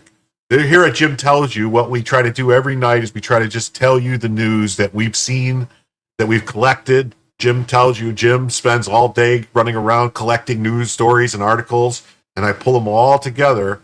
And I actually send them to Joe. I also send them to Bronca, and I send them to Nick, and they use pieces of my stories for what they what they do. And and then I do them every night, and I try to. Says Texas Abbott served on a Texas report is a good idea. What's legal? I think so. And then. I took the blue pill going an extra 2 hours. Oh, welcome, diggers. Yes. Doctor goes long. Well, if I go longer than 4 hours, I definitely have to see him, Nick Ricada. I send a bunch of them out to a bunch of people, different things that I just try to help everyone. I'm a big helper on the internet. I help everyone with the stories and the topics and the links and stuff that I can, because that's just the type of guy I am. I'm just a nice guy. That's what they call me. Good guy Jim. I'm kind of like nice guy Eddie from Reservoir Dogs. Although I plan on living through this. Yeah, so Texas Rep Jones Jolanda on Abbott's arrest threats. I'm a lawyer. There's no felony in Texas Penal Code for what he says. Respectfully, he's making up some shit, okay? He has no legal mechanism. He's putting up smoke and mirrors. Let's hear what she said. Helper Jim. That's me. I'm Jim the Helper. I'm a lawyer. I'm a lawyer. It's criminal defense work. There is no felony in the Texas Penal Code for what he says. So respectfully, he's making up some shit. Okay? He's trying to get sound bites, and he has no legal mechanism. And if he did, subpoenas from Texas don't work in New York. So he gonna come. So this is a lawyer who just said, there's no felony, there's no this and that. And then he goes, but if he did charge us with felonies, there's subpoenas don't work in New York. Well, no, but a felony arrest warrant does, Miss Lawyer Lady. What? What just happened?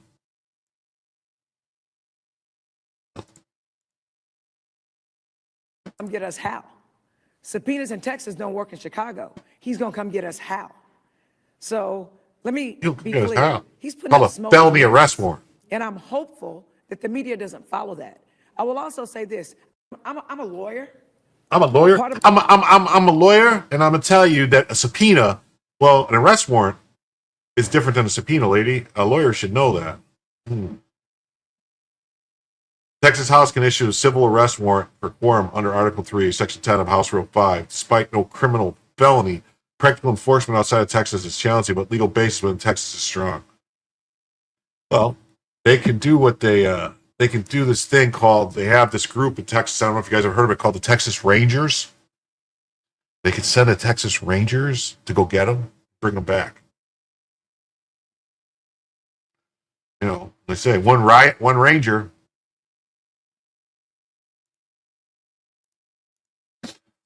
One option Texas has to force the return of Democrats that fled the state is to issue arrest warrants for them. In response, Illinois governor announced he would not honor any extradition requests by the state of Texas. The Democrat governor will harbor these fugitives whose absence is preventing much-needed flood relief from passing. J.B. Pritzker will not extradite lawless Democrat House members. Well, you know, he looks like he's going to extradite some cheeseburger sandwich, you know, deep dish pizza into that fat gut of his. Pritzker says Texas Democrats who fled the state will be protected amid arrest threats. What do you know? Protected. Protected. That's what he says. It says the Repeated Flooded Community Preparation Act mandates bureaucratic mitigation plans instead of delivering immediate flood relief. Section 280 forces communities to waste time on endless risk assessments and paper trails while Texas suffer. Pritzker's political theater with fleeing legislators distracts from the real issue. Washington's obsession with process over results. The bill proves federal flood policy, prioritizing compliance red tape over actual solutions. When disaster strikes, Americans need action, not another layer of administrative hoops. Probably Pritzker's plane. Yeah.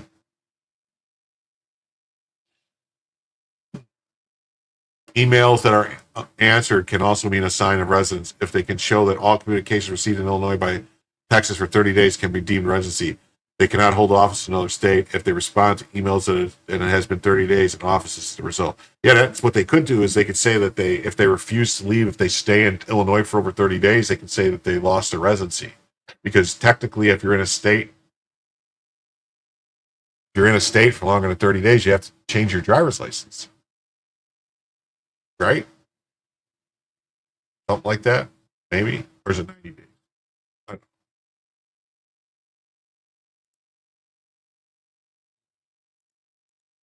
Pro tip, Abbott should not attempt to call for special elections for the House Democrats who fled the state. Doing so would shut down the Texas House until mid-September, until special elections could be held.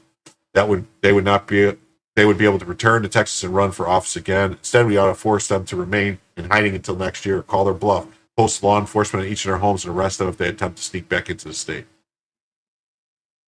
I like it, but the flood victims need financial aid, and that cannot be passed until all these assholes are back or replaced.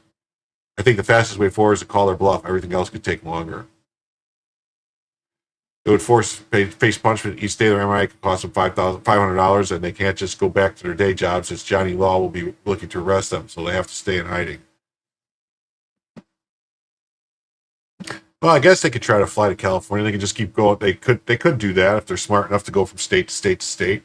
But I think eventually they could declare that they're no longer have their seats. If they stay out of Texas for longer than a month, they could just declare that they no longer hold the seats, take the seats away.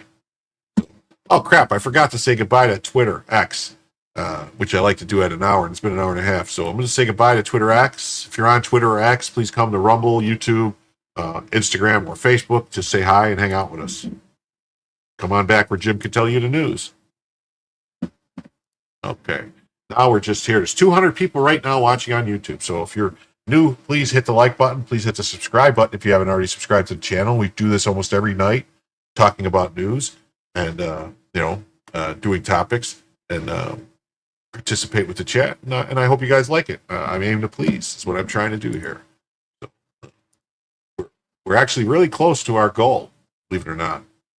It does say 15, but I'm counting the new memberships and the super stickers and everything. So, and then I got a $10 one, and then we had one on so we got 8. I think we're at 9 out of 15.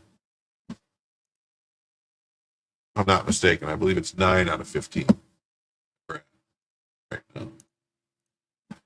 1, 2, 3, 4, 5, 6, 7, 8, 9. Yes, 9 out of 15 we're at. So we need 6 more, and we'll go for 4 hours.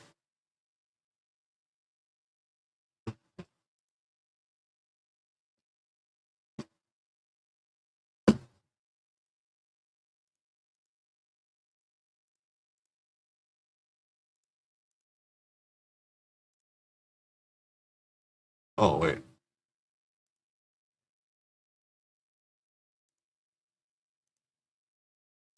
Wait, what happened? Where did that Hill story go? Damn it. Hold on.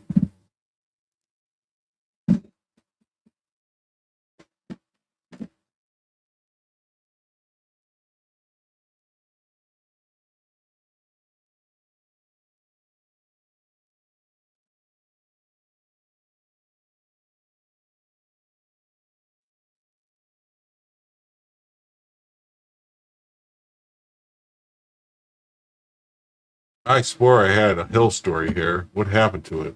Where did it go?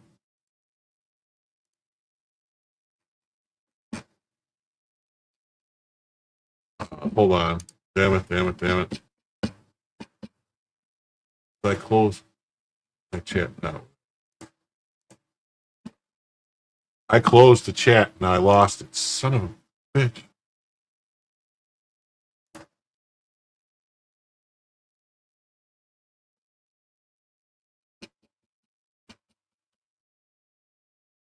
Oh man, this is horrible.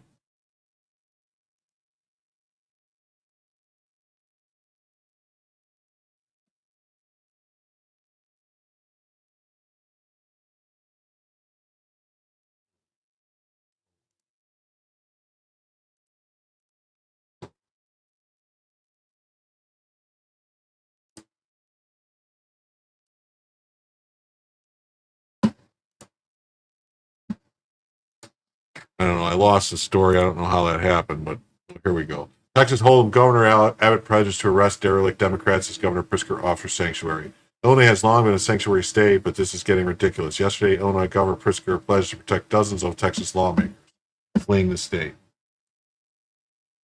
Oh, wait. No wonder. There we go.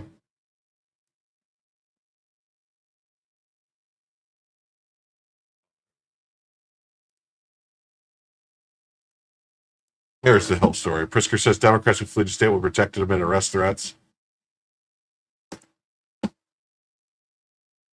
Illinois Governor Sunday says the state will protect Texas Democrats who fled to Prairie State over GOP efforts to withdraw the map. They're here in Illinois. We're going to do everything we can to protect them. And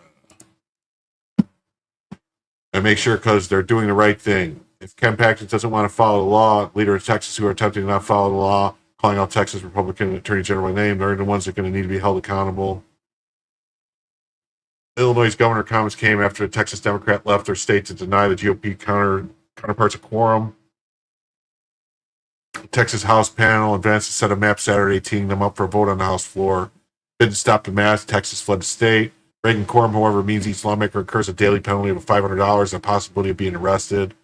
Democrats in the House try to run away like cowards, so they should be arrested. And then, Illinois has long been a sanctuary state, but this is getting ridiculous.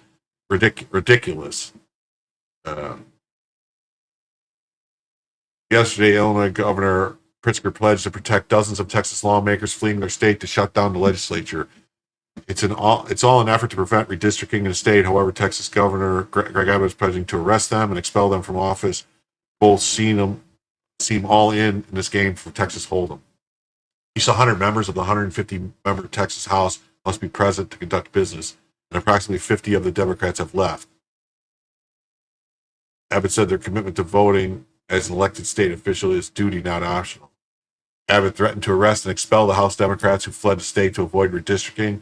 Dozens of Texas Democrat state representatives arrived in Chicago Sunday night to stall a vote. Shortly after Abbott released his statement, the House Democrat caucus issued a simple response: "Come and take it." Okay. The statement also describes Republicans' proposed districts, which would potentially secure 5 new GOP House seats, calling them racist. Abbott criticized the Democrats' departure. Real Texans don't run from a fight. Both Democrat and Republican-controlled legislatures are moving to gerrymandered districts to gain seats in the closely divided House of Representatives. See, the Democrats have already gerrymandered the crap out of their states to give them more seats, so I don't understand. So roughly 50 of the Democrats have fled. The lawmakers have been ordered to return to the state House by 3 p.m. or face removal from office. When the governor calls a special, the Texas Constitution provides the legislature shall meet. The governor is arguing that it's mandatory.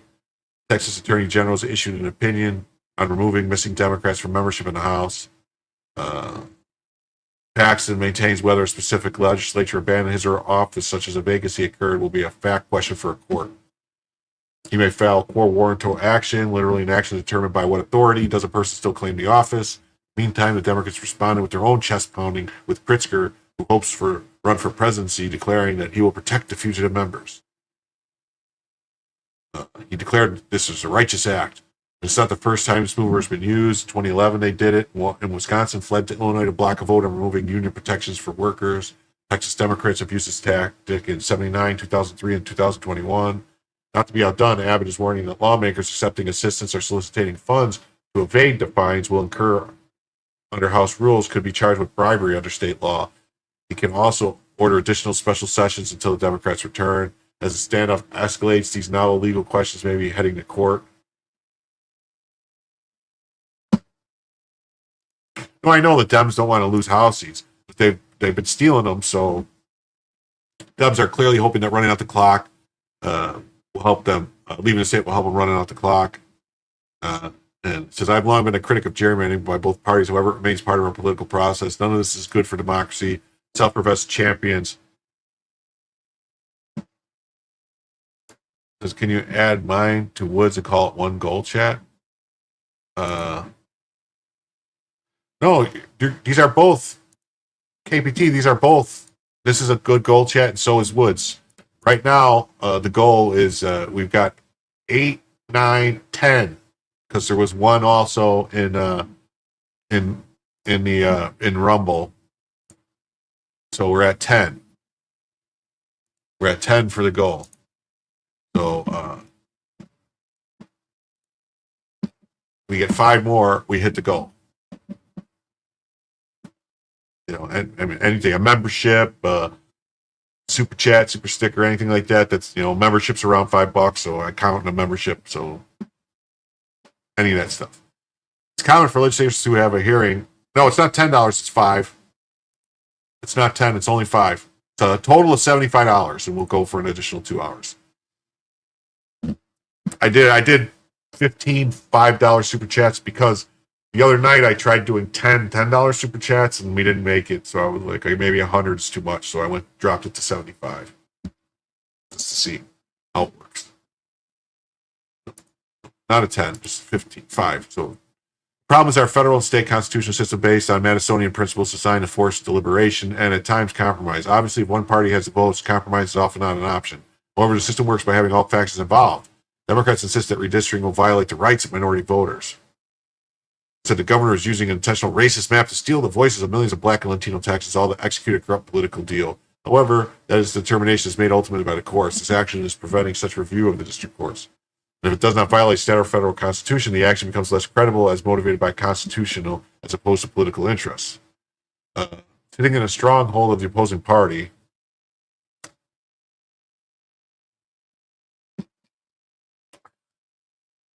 hundreds of miles away undermines the faith of the political system. It also leaves the impression of a stronger affiliation with national political groups than local constituencies. Seeking sanctuary in Illinois raises the question of who you're being protected from, refusing to allow Democratic votes in your state. Well, could be. All right, on to the next story. This one's a good one. I saw this. It says, is the D.C. Appellate Court getting weird? So this would be the Circuit Court of D.C. We're getting weary of Judge Boasberg's antics. I just caught this related proceeding last week. On July 24th, Boasberg complained about delays at the appellate court related to a hold on his contempt order against the Trump administration for allegedly violating his oral command to return planes carrying Alien Enemies Act subjects on the evening of March 15th. Not only did Boasberg complain about his colleague's foot dragging, he suggested a workaround if his contempt order was overturned, which it will be, on how to punish DOJ attorneys. Here is what he said at the hearing, and it began at 10 o'clock in the morning. So it says, I am aware that while administrative stays from the Court of Appeals remain in place regarding both contempt proceeding and my preliminary injunction, that I have very limited power to award any relief, but I still maintain jurisdiction over the underlying case to determine the parties' positions. So I begin with a brief recap. As everyone knows, the proceedings here have been moving, or to be more accurate, right now, not moving on 2 separate tracks, the contempt track and the merit track. The government appealed and obtained an administrative stay, not a merit stay, which has now been in place for 3 months. I have no doubt that such a lengthy stay has been frustrating to the plaintiffs, especially now that the recent whistleblower allegations by Mr. Renevoi, to the extent they prove accurate, have only strengthened the case for contempt. I assure you that if and when the stay is finally lifted, the court will follow up on these revelations and how they affect the contempt proceedings. In addition, whether or not I'm ultimately permitted to go forward with the contempt proceedings, I will certainly be assessing whether government counsel conduct and veracity to the court warrant a referral to the state bars or our grievance committee, which determines lawyers' fitness for practice in court.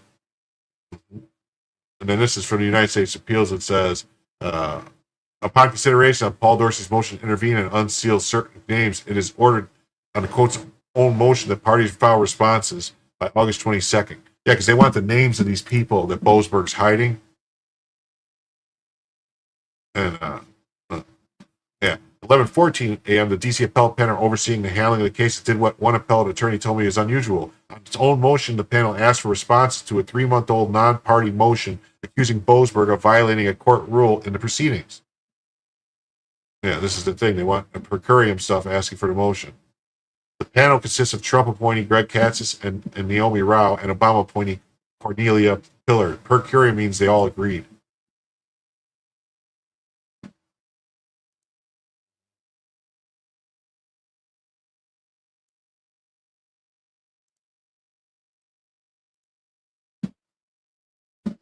Oh, here's one from Spuds for $5. Says, aren't the Dems being racist as they assume that blacks and Latinos will only vote for them? A lot of Latinos voted for Trump.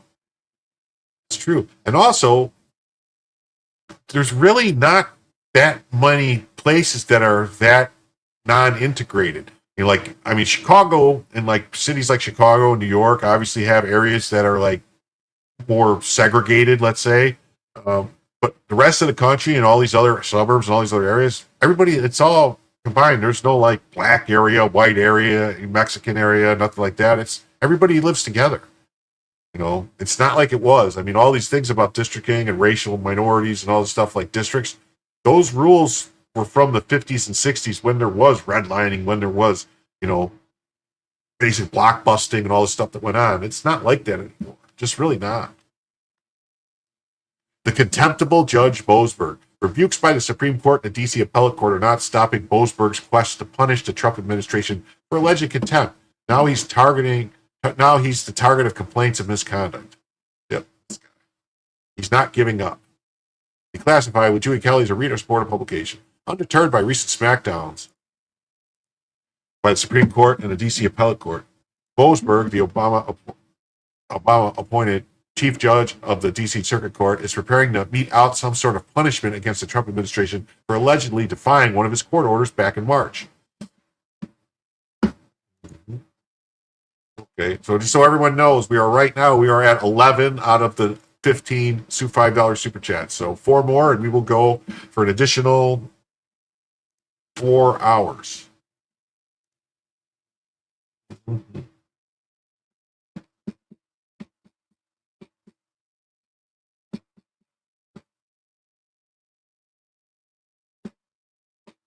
Wait, what happened? What happened to the gold? Did the gold disappear? What happened? What happened?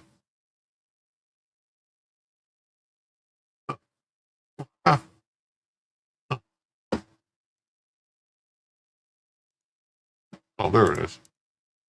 Yeah, it says 6 out of 15, but we actually have 11 out of 15. I'm counting, so just so everyone knows.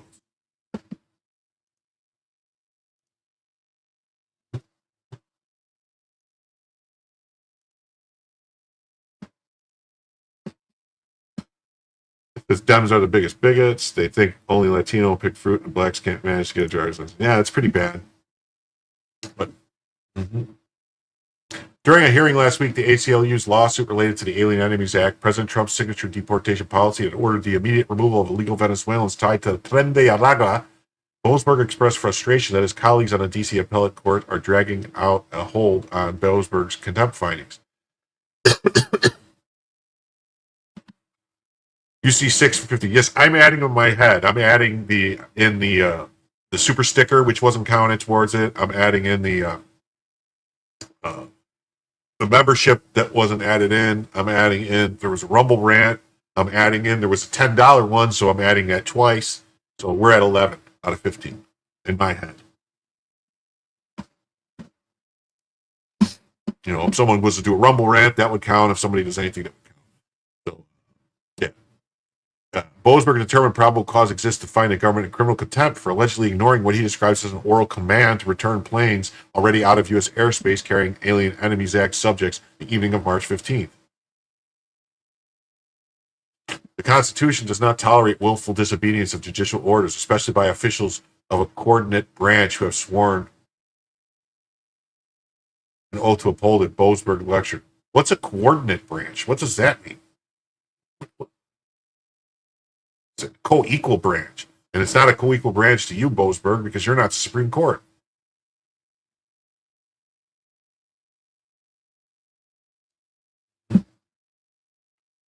I wrote here, it appears Boasberg set a contempt trap from the start. But a three-judge panel in the D.C. Appellate Court quickly halted his contempt proceeding. Boasberg is not happy. As everyone knows, the proceedings here have been moving, and more accurately right now, not moving, on two separate tracks, contempt track and merit tracks, and exasperated Boasberg said on July 24th. He further noted that such a lengthy stay has been frustrating to the plaintiffs.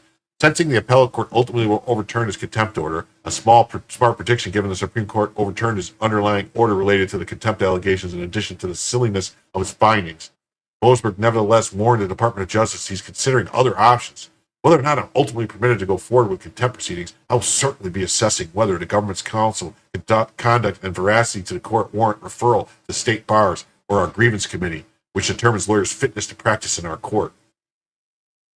Well, Boasberg said, even more outrageously, Boasberg claimed recent substantiated allegations made by a disgruntled DOJ prosecutor involved in the case and fired earlier this year for insubordination strengthened his contempt determination. His threat represents yet another escalation of Boasberg's unhinged effort to retaliate against the president and his administration for criticizing his conduct in the case. Trump's post on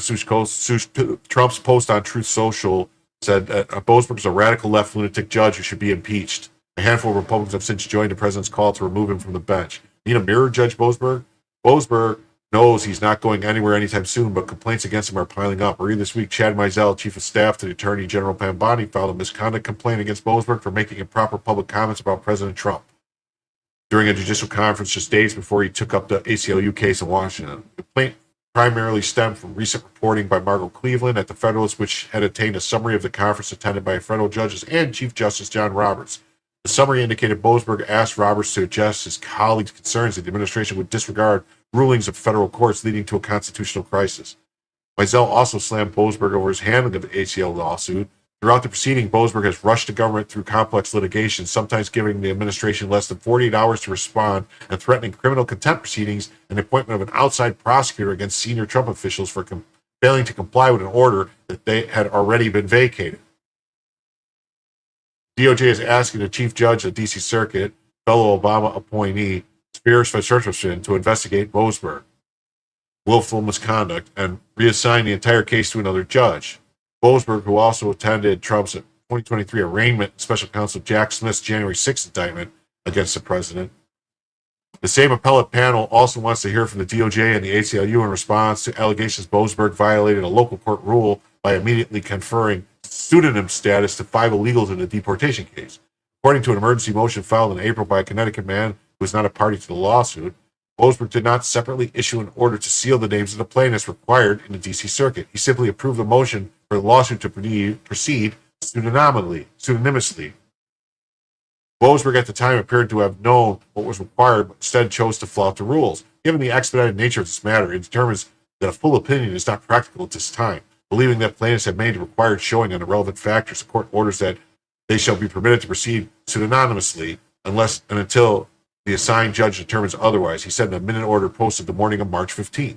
Since then, Boasberg has not issued a full opinion stating his reasons for doing so. Every ACLU lawsuit on the Alien Enemy Act uses initials rather than names. You know, and the reason they do that is because they don't want you to be able to look up who they are and see, oh yeah, they are criminals, they are this, they are that, so they don't give you their name. That way they can just lie about who they are. The 3-judge panel overseeing Boasberg's contempt order has set a September 5th deadline for both sides to reply to the unsealing motion. In the meantime, the President's Alien Enemies Act policy is in limbo, awaiting a decision by the 5th Circuit Appellate Court to the lawfulness of its proclamation.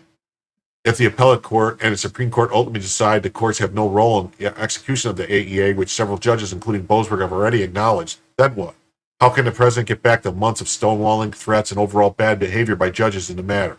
Who will pay the price for such brazen contempt for the President and his policies? Boasberg has some big kahunas. Oh, well, you're welcome, KPT. I try. I do my best.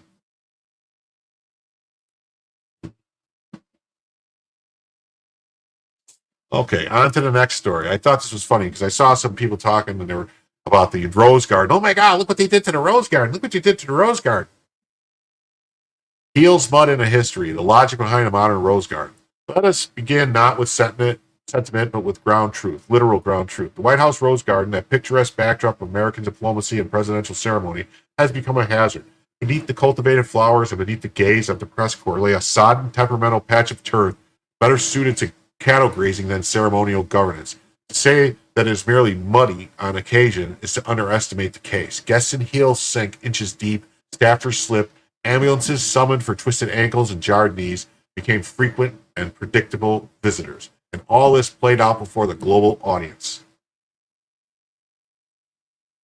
As this background, President Trump's decision to replace the grass lawn with a grid of stone pavers should be understood not as desecration but as correction.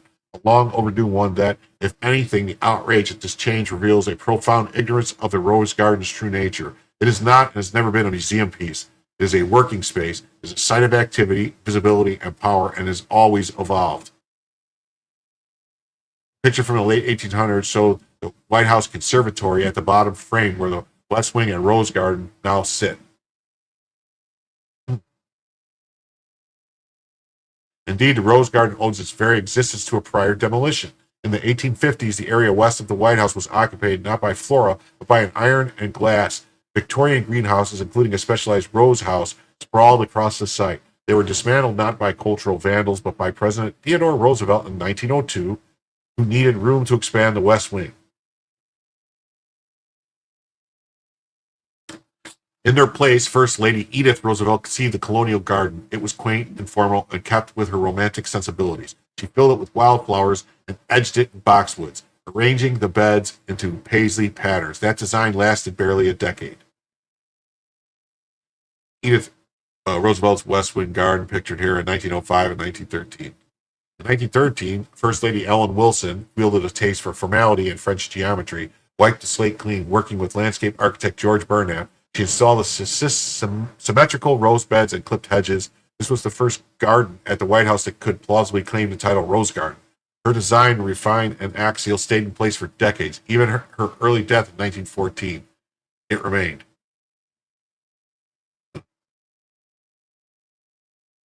Symmetrical Rose Garden. 1930s, Franklin D. Roosevelt invited Frederick Law Olmsted Jr. to reimagine the space. Olmsted removed clutter, added benches, and emphasized openness. Then came the Trumans, who tore the whole thing up again, not as an aesthetic choice, but because the entire White House structure was being gutted and rebuilt from the inside out.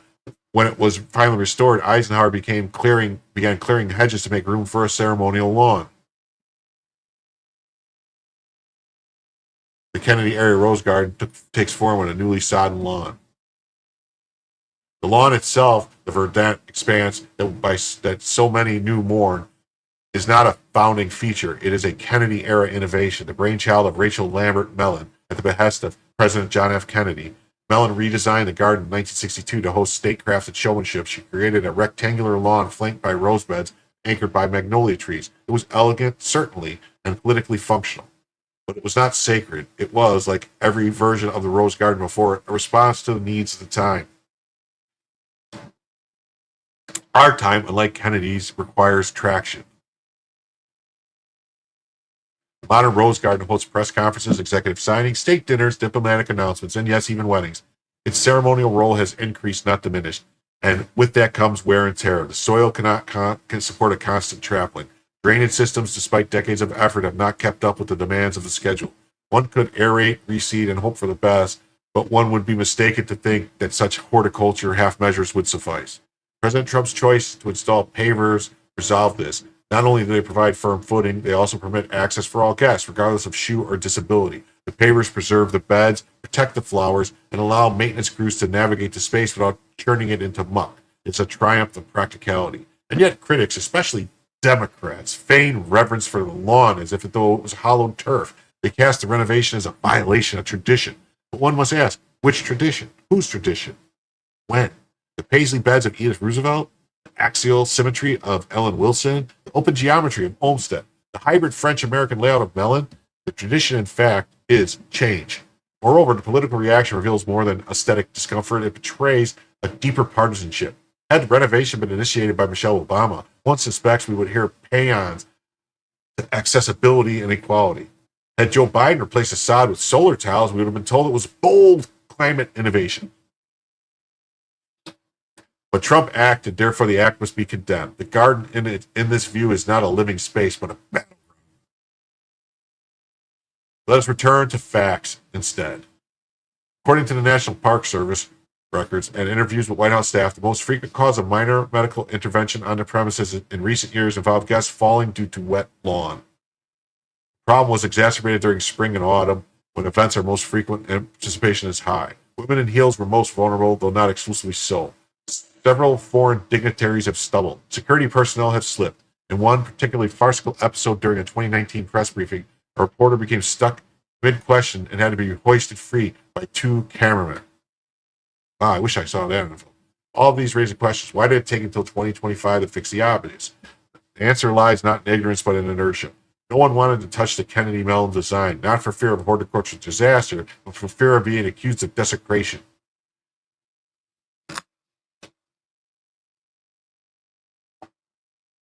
This is an error, as even Mellon herself admitted a garden must serve its purpose or it ceases to be a garden at all.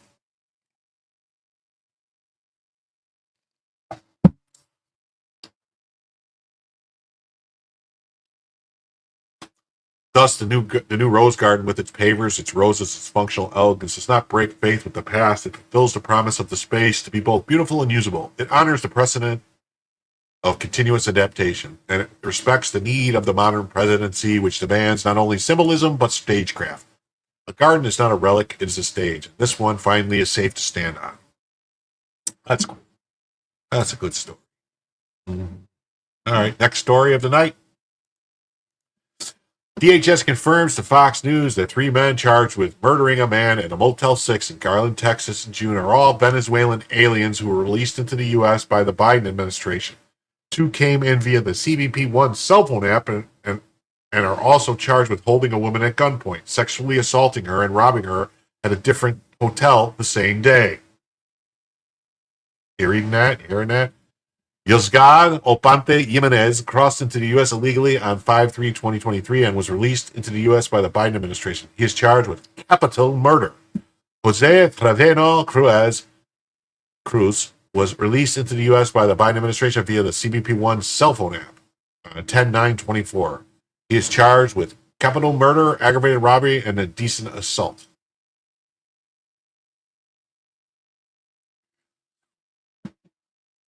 Big Mike's carrot patch. Yep. Jesus Ballerin Guzman was released in the U.S. by the Biden administration via the CBP-1 cell phone app 1/6/2025. So, like, right before Trump was sworn in. Like, a couple days, they released him. They're still letting him in. Just 2 weeks before Trump took office, he's now charged with capital murder and aggravated robbery. DHS says Jimenez confessed to more than 25 robberies, and that Trevino Cruz admitted to 2 additional robberies that day. The murder victim has been ID'd as 48-year-old Santiago Lopez Morales, who was shot and killed at the Motel 6, allegedly at the hands of these 3 Venezuelan men. ICE has placed a detainer on all 3 suspects. Huh. The top right, that guy looks young, top right. DHS statement via Tricia, Ohio. 3 depraved criminal illegal aliens from Venezuela were released into the U.S. under the Biden administration. They're now facing capital murder and robbery charges for the shooting and killing a man at a motel in Dallas, Texas. Thanks to the brave men and women of ICE, these criminal illegal aliens' crime spree is over. The vicious criminals have no place in the U.S. ICE has lodged detainers to ensure they are removed from our country after they face the justice for their heinous crimes.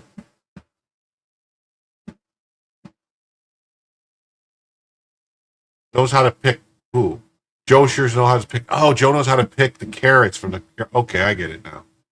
Joe Biden administration and Democrats have innocent blood on their hands. They all own every single death from illegals. Yeah, this is on Mayorkas and the Democrat Party reporting 20 million people into the country. Yep.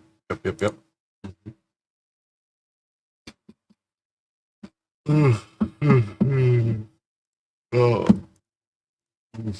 ICE lodges arrest detainer for 3 criminal illegal aliens. For 3 criminal illegal alien invaders from Venezuela. Jimenez is Spanish for Jimenez.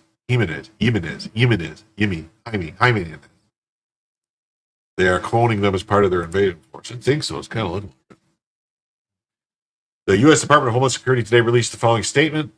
ICE lodged detainers against Yozaga Apante Jimenez, Jose Treveo Cruz, Jesus Bellerin Guzman, 3 criminal illegal alien invaders from Venezuela. These 3 criminal illegal alien invaders were charged with capital murder in the July 20th shooting of 48-year-old Santiago Lopez Morales at the Motel 6 in Garland, Texas. According to local reports, investigators linked the shooting to an aggravated robbery at the Deluxe Inn at 2 a.m.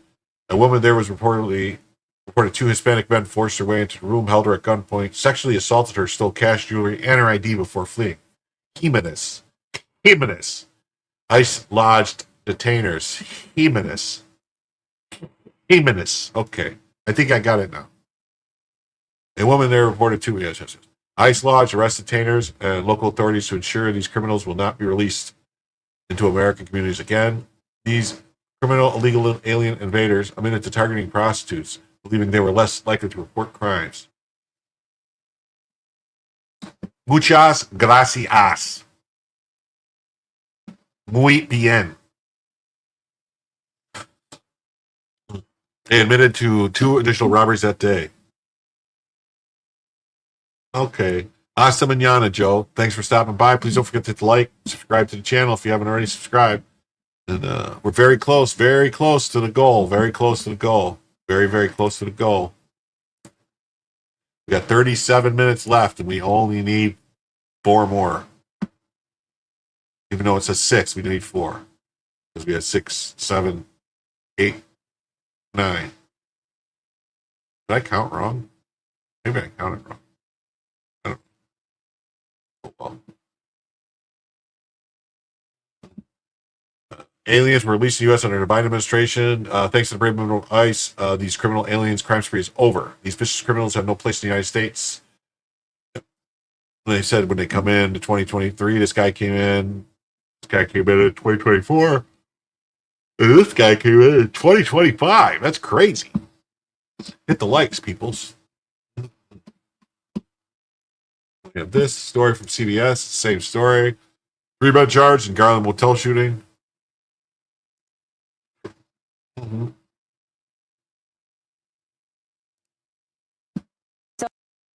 And you talk about that healing. How different does she look in that photo? Night and day difference. Night and day. She's obviously a lot better than she was. Okay, that says 3 men have been arrested in connection with the fatal shooting in Nevada man last month in a parking lot of a Garland motel. Yep. There's no charges. He's got a bond of $3.25 million, $2.25 million, $1.5 million. The shooting occurred at 5:15 a.m. Parking lot of a motel. Victim later died in a North Tussock hospital. Investigators determined that 2 of the suspects were also involved in a robbery earlier that day. Same morning at a different motel. They were all later identified, arrested by Garland, Kentucky. Investigator basically remains ongoing. All 3 suspects remain in the Dallas County Jail.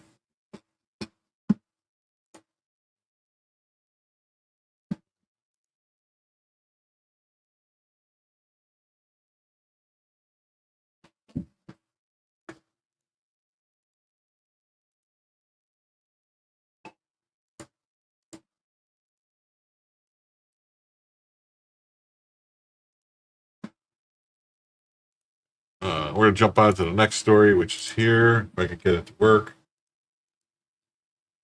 In Colorado last week. Hunt for an illegal migrant accused of trying to plow his car into ICE agents in Colorado last week. The suspect has been deported 6 times and convicted on pedophile and domestic violence charges. What happened?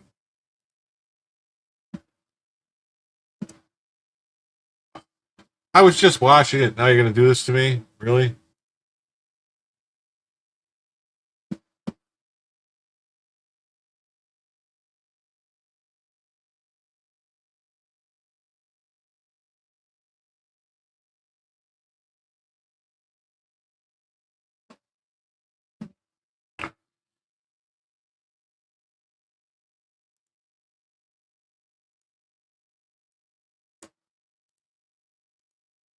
trying to plow his car into ICE agents in Colorado last week. The suspect has been deported 6 times and convicted on pedophile and domestic violence charges here in the U.S. Senior CBP advisor Ron Vitello served as acting ICE director in President Trump's first term, and he joins me now. Ron, good morning to you. Deported 6 times, convicted pedophile. I mean, the details here bear repeating, but I'm sure. Thank you, Tina Reynolds. You hit the like and subscribe. Plus, you turned 70 today, old but still here. Well, thank you and happy birthday, Tina. We know that the full many more to come.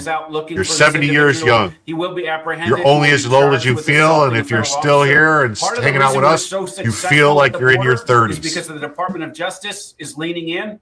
You know, we have leadership at the Department of Homeland Security in the White House that are giving the front line the tools that they need to succeed. So this individual will be prosecuted. They'll be likely convicted and sentenced. And once they're sentenced, he'll be sent back to Mexico. And it is very difficult to cross the border these days. The numbers speak for themselves. We've never seen traffic this low at the southwest border. So when someone is removed and deported, it's very difficult for them to come back. The revolving door and the nonsense and the chaotic border that we had under Joe Biden has ended. And so now we are all safer, both at the immediate border in those communities, but also around the country, because people like this, once they get removed, they're not coming back. I mean, this situation also speaks to the dangerous nature of the job, right? 830% increase in assaults on ICE officers. Tell us more about the day-to-day dangers of being an ICE officer right now and your reaction to the fact that Democrats are really trying to vilify these law enforcement officers while they're trying to do their job. Yeah, these are men and women that swore an oath to us, to the American people. So they deserve better than these politicians and the rhetoric that calls them kidnappers and all these kinds of things, tries to dox them online. And so, yeah, the front line, it's always a risky proposition to be in law enforcement, but they don't need the rhetoric and the hyperbolic statements from people who know better. So they need to protect themselves. The op tempo is high. They're doing a wonderful job. They're going to continue to do it. They're going to continue to do it safely. But we do want to pray for them. We want them to be successful, and we want them to be safe overall. Okay, so in New Jersey, horrible situation here. An illegal immigrant was allegedly driving drunk and killed a mother and her 11-year-old daughter. And this individual had been arrested and released 3 separate times in this country illegally, 2 prior DUI arrests. What do you blame here for the fact that this man was out driving a car and now 2 people have lost their lives? This is the threat that we all face. Our heart goes out to this family. This is a threat that we all face from jurisdictions like California. I don't know where this case is from, but these jurisdictions. Yeah, so New Jersey, this individual committed multiple crimes in New Jersey. All they had to do was pick up the phone and honor the detainer that ICE lodged on this individual. That person would have been sent on a path for removal, but instead they let them back out, refused to cooperate with ICE, and that individual killed somebody. This is what happens in these jurisdictions. It's a destructive policy. Americans deserve better. This is what we voted for, right? We want a safe and secure border that keeps people like this away from our society, and an immigration system that has integrity, that includes finding people like this and putting them on a path for removal so they don't come back. It's a destructive policy and Americans deserve better. That is the quote there. Senior CBP advisor Ron Vitello, thank you for joining us. This morning, a manhunt for an illegal migrant. What's going on? All right.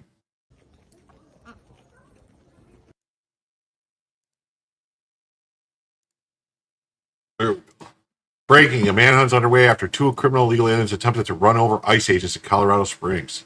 ICE agents fired shots into the vehicle, but the suspects escaped.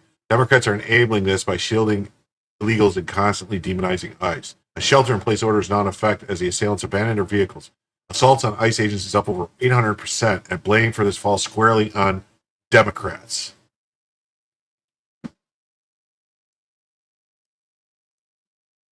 Right now, we are following a shots fired situation during an immigration enforcement operation in Colorado Springs. Federal immigration officers are looking for two people who they say allegedly rammed an ICE vehicle in El Paso County and left the scene. ICE says an officer fired 3 shots into that vehicle and that the 2 people are in the country illegally. This video is from Air Tracker 7 over the scene in Black Forest near Colorado Springs. It's unclear right now if anyone was shot. The El Paso County Sheriff's Office has issued a shelter-in-place order for residents along Burgess Road in that area. Right now, it's also unclear if any of the suspects have criminal records. We're working to find out if they do or do not. Denver 7 has a crew on its way to the scene right now, and we will have a full update when we learn more. Right now, we are following a shot.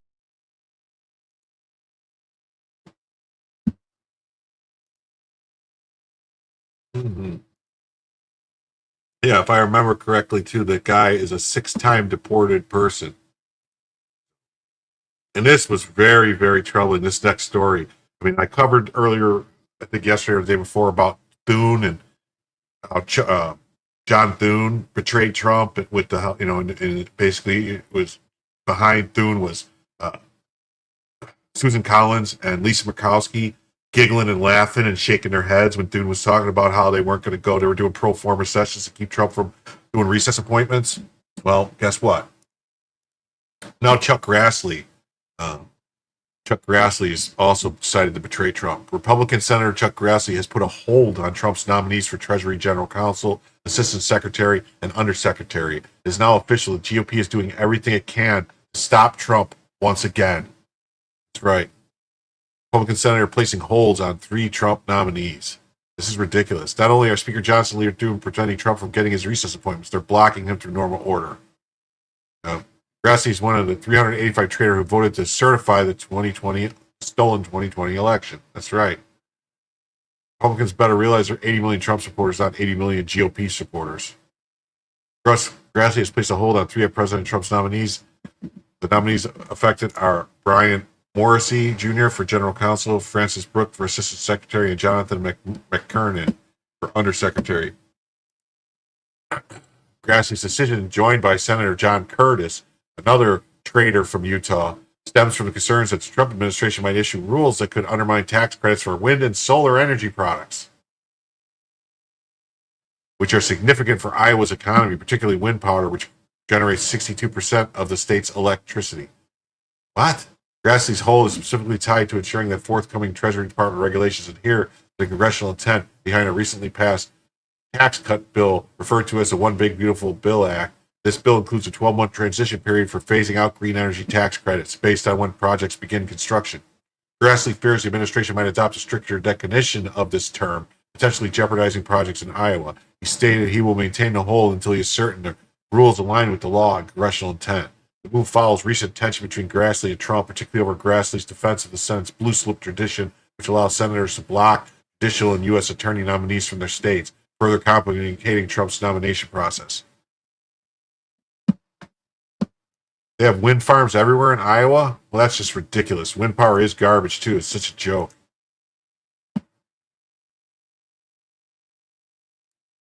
Trump is building a big leader tent party as we speak. We'll see. Posting for over 3 years, the Republican Party is corrupt, except for a handful of patriots like Matt Gaetz and Devin Nunes, who strangely have been pushed out of the GOP. The Republican Party is utterly corrupt, must become the MAGA party. You're very disappointed in you, Grassley. People elected the president we expect him to have his picks immediately, like every other president gets. You're a disgrace. Right.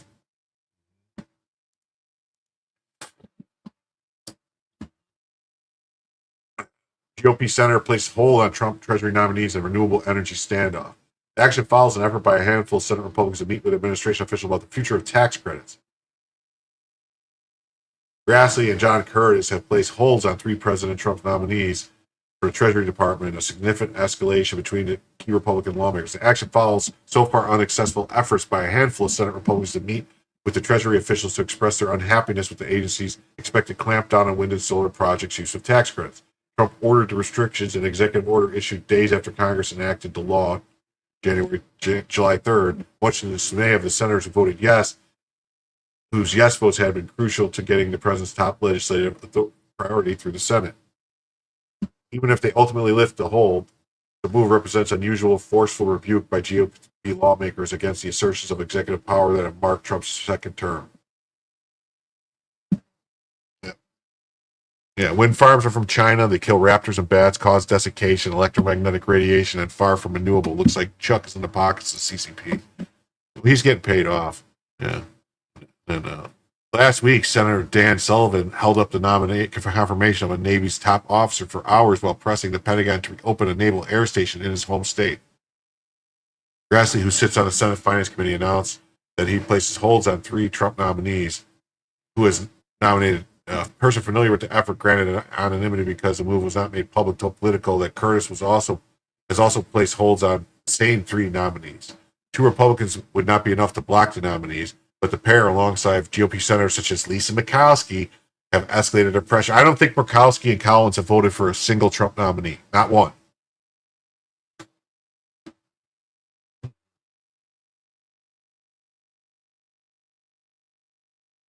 The administration reached states to back off efforts to strangle solar and wind power. Warnings that potential cancellations would make it harder to meet growing power demands.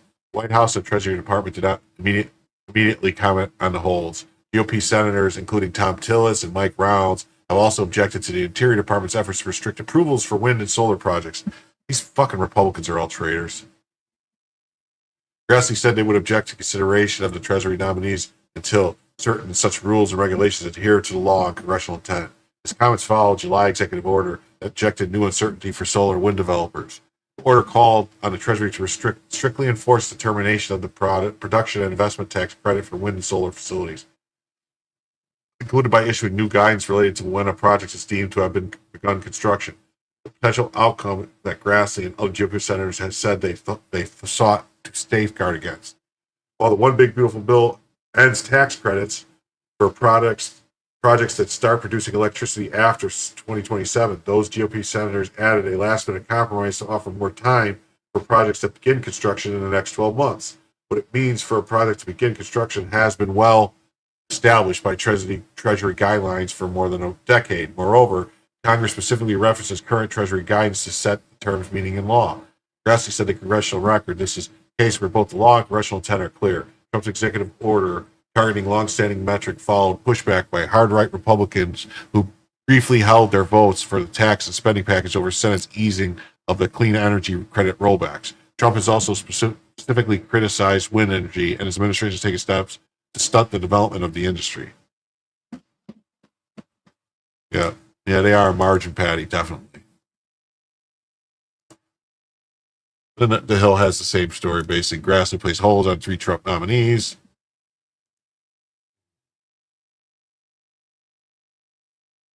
Oh, and this is a good story here. It's about Canada. The Office of the United States Trade Representative must initiate a formal legal action against Canada's illegal maple syrup cartel. Pancake deserves American syrup.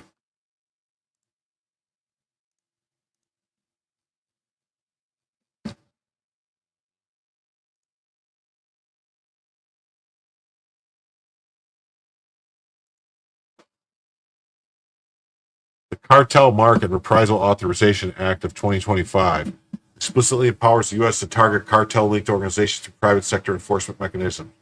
Canada's maple syrup reserve system, operated by Quebec maple syrup producers, functions as a government-backed cartel controlling 70% of the global supply through production quotas and price fixing. This violates free market principles and mirrors the transnational criminal organization definitions in Section 3003-5 of Public Law 11850. Yeah, politicians don't care about anybody except themselves. New York State is the trees of maple tree to produce the best. Well, Vermont also has huge, if I'm not mistaken, Vermont has huge maple trees and everything and produce it. There's also maple trees in Wisconsin. Basically anywhere there's maple trees. With $450 million in annual U.S.-bound exports, USMP's monopoly inflates prices 30% above market rates while enabling fraud schemes like the 2012 heist where 3,000 tons of syrup were stolen. USTR should leverage this to authorize private enforcement actions against the trade restrictions, bypassing bureaucratic delays. American producers could then flood the market with competitive syrup, breaking Canada's stranglehold while ensuring authentic product standards through AI-driven authentication tools like fluorescence fingerprinting. Mechanics and consequences of dismantling this syrup cartel are detailed here. Pretty nice. America once ruled maple syrup, then Canada rigged the market. In 1950, the United States produced 80% of the world's maple syrup. Today, it produces just 25%. What happened in the intervening decades was not the result of natural climate shifts, cultural disinterest, or lack of maples. No, what happened was the emergence of a government-blessed cartel north of the border designed to manipulate markets, control prices, and monopolize a once shared North American agricultural tradition. This cartel, cloaked in bureaucratic euphemism as the Quebec maple syrup producers, has not only cornered global supply, but has weaponized state power to undermine its competitors, chiefly American maple syrup farmers.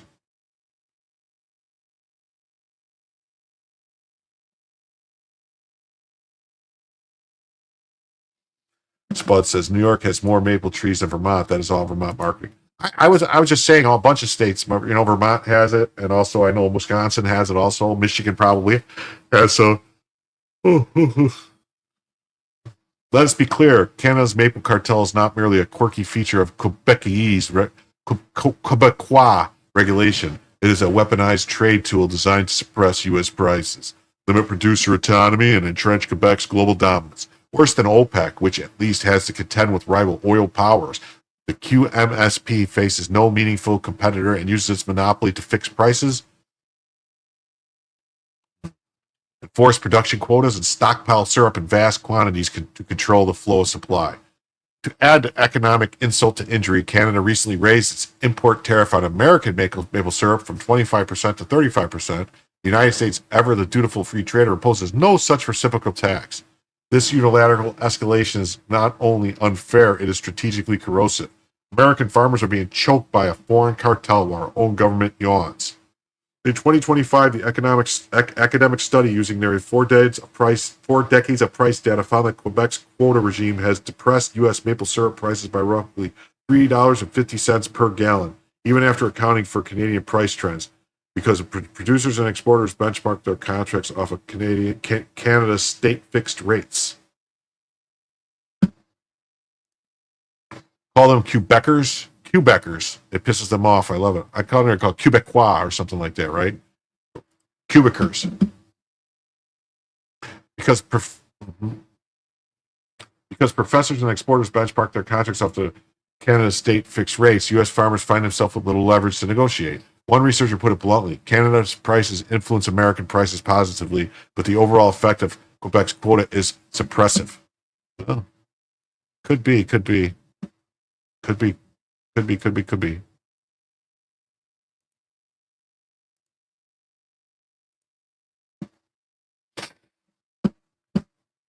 One second, people.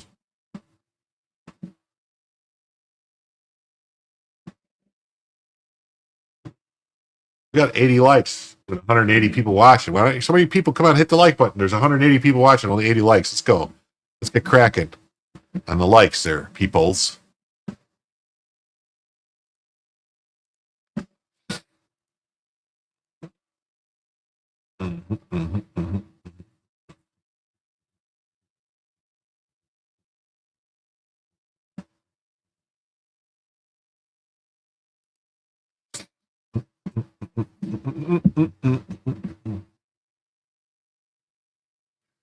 One researcher put it bluntly: Canadians' price influence American prices positively, but the overall effect of Quebec's quotas is suppressive. The model in the study explained more than 86% of the variance is U.S. prices.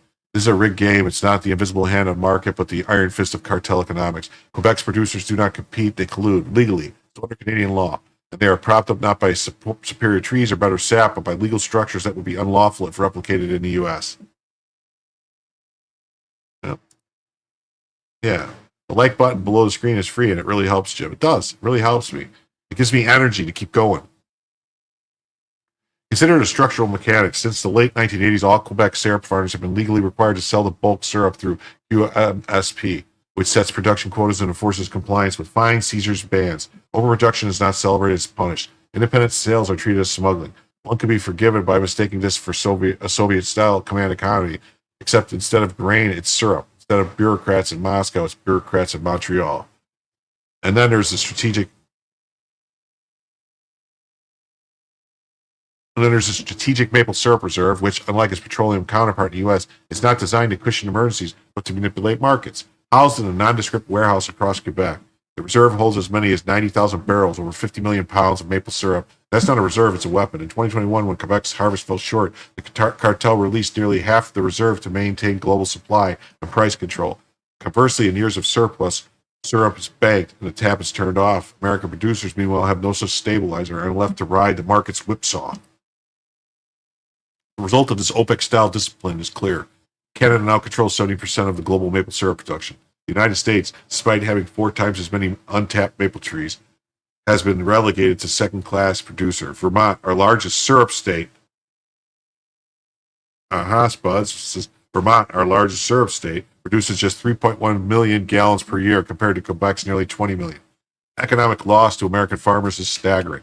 Vermont Public Radio admitted as such. Quebec's legal maple syrup cartel dictates prices for Vermont maple producers. Even worse, the Canadian cartels resorted to strategically increasing output to preempt American growth. In 2016, QMSP proposed boosting production by 12%. Not because of demand, but because American farmers were beginning to rise from their forced slumber. This was not economic efficiency, it was market sabotage. And now, rather than retreat, Canada has doubled down. A 10% tariff increase on American syrup is a hostile trade maneuver. A sugar-coated slap in the face. Canada continues to flood the U.S. market with subsidized syrup, yet slaps American producers with tariffs when they attempt to compete. This is not trade, it's conquest. Yeah, I wish we could. We should stop we should stop subsidizing Canada's healthcare too. They're acting like a brat. Some will argue that the QMSP has brought stability to a volatile industry, and it's true that syrup prices have seen fewer dramatic swings, but stability bought through coercion, quotas, and price fixing is not stability, it's cartel behavior, and it's anti-competitive, and it violates the very spirit of free trade that global commerce is supposed to honor. That's the truth. That is the truth.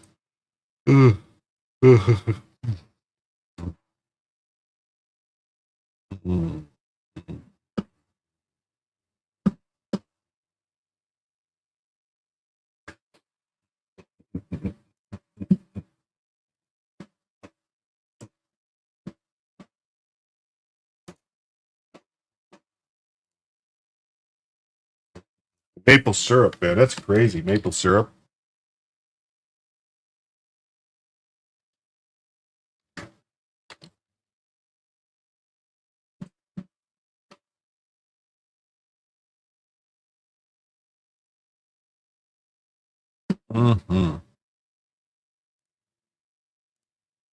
Okay, we got 11 minutes and 50 seconds left to get the last 4 super chats.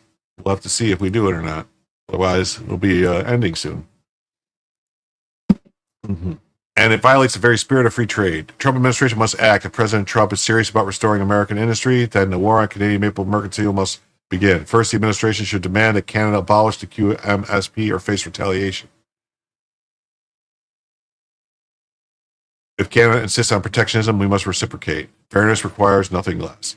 Second, we must establish a national maple syrup reserve, not to manipulate prices, but to protect U.S. producers from shocks of cartel manipulations. Such a reserve could serve as a bulwark against both supply disruption and Canadian market flooding. It would provide a cushion that Quebec already enjoys. Third, we must recognize that Canada's trade practices already violate multiple binding trade agreements, including the WTO's General Agreement on Tariffs and Trade, the WTO's Agreement on Subsidies and Countervailing Measures, and the critical provision of the USMCA. These violations are not speculative. Canada's policies distort trade, subsidize domestic dominance, and retaliate disproportionately against American producers. This violates principles of non-discrimination, fair subsidy practices, and market access. As Vermont's syrup output has grown by over 260% since 2004, this distortionary impact of Canada's protectionist regime has only grown more consequential. U.S. producers should mount a formal challenge similar to the successful complaint in the dairy sector. Yet, absent government action, the unfair system persists, and American farmers continue to suffer under a regime designed to keep them subordinate. U.S. Trade Representative Jameson Greer must initiate proceedings without delay. Finally, we should encourage American producers to expand aggressively, particularly in underutilized maple-rich regions like New Hampshire, Pennsylvania, and Wisconsin. Yeah, that's what they need to do. In those places, they definitely need to do that. Definitely need to do that.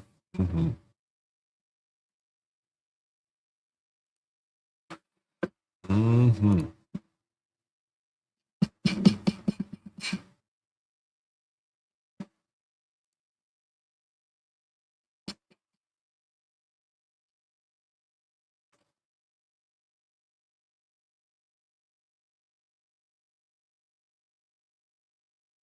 Finally, we should encourage American producers to expand aggressively, particularly in underutilized mail order seasons like New Hampshire, Pennsylvania, and Wisconsin.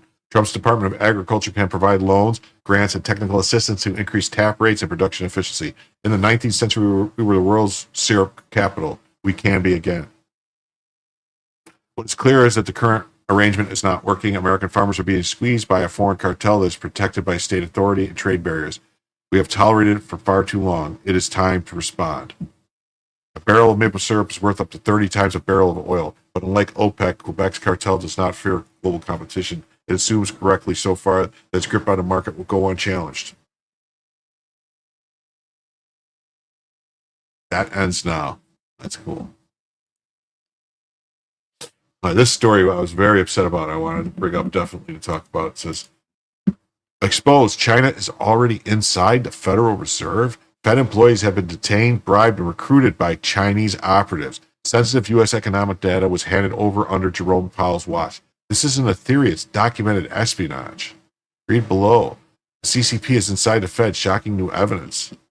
And the Fed now, yes. Natalie, active members of the Chinese Communist Party are in universities are writing papers the Fed has used to dictate their policy, and you're funding it. Active members of Chinese Communist Party universities are writing papers that the Fed is using to dictate their policy, and you're funding it. Let that sink in. Wow. Let that sink in. Why are researchers from Chinese Communist Party running institutions advising the Fed? Researchers from communist institutions with histories of espionage are listed as co-authors on papers with Fed employees. Paper presented as part of the Fed's 2020 Finance and Economics Discussion Series was co-authored by John Rogers and Wenbin Wu. Look at this. Yeah, so they're already in there. They're already in there.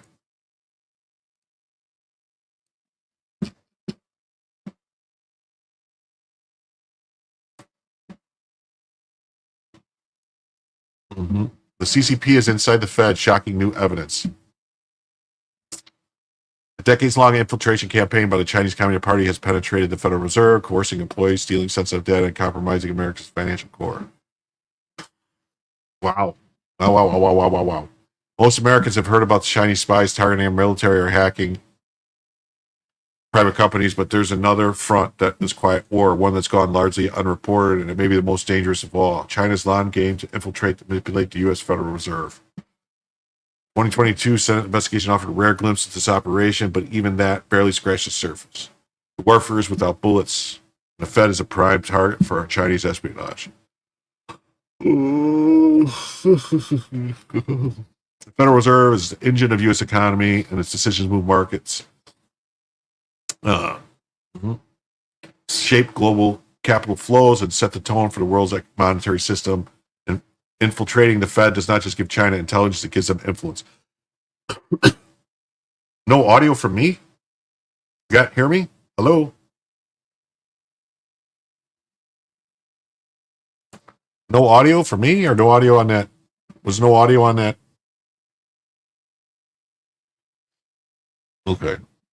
At least a decade, the CCP has been targeting Fed employees. According to a damning Senate report, the Fed's own counterintelligence team identified a group of 13 employees across 8 regional banks, internally referred to as the P Network, who exhibited serious red flags linked to the Chinese government. Wow. Wow. Fed employee was detained 4 separate times by Chinese authorities during a visit to Shanghai. Wow. Another Fed employee took a paid for visiting professorship in China funded by the CCP. Wow. Yeah, they need to get in this. They need to stop this. They need to crack down what they need to do. All right, next story. Beneath the surface, the real meaning of Trump's nuclear reminder. Yeah. Trump made a threat and sent 2 boomers out, which, boomers are submarines. The world's nuclear deterrence is not one of headlines and hashtags. It's a quiet discipline built on mathematics, probability, and sound certainty that somewhere beneath the waves, an American submarine holds enough firepower to end civilization. When President Trump announced on August 1st that he had repositioned 2 nuclear submarines into appropriate regions in response to Dmitry Medvedev's nuclear stable rating, pundits rushed to interpret it as an escalation. In reality, it was clarification. Trump did not alter our nuclear posture. He just reminded the world that U.S. has one.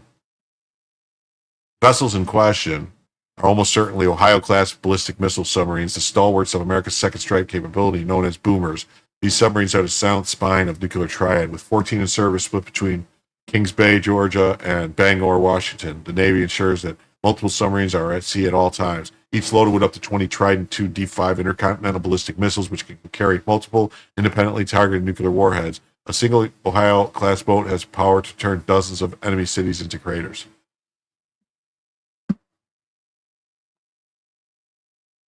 The job is not to launch first. The job is to remain undetectable and to guarantee annihilation if any adversary dares strikes.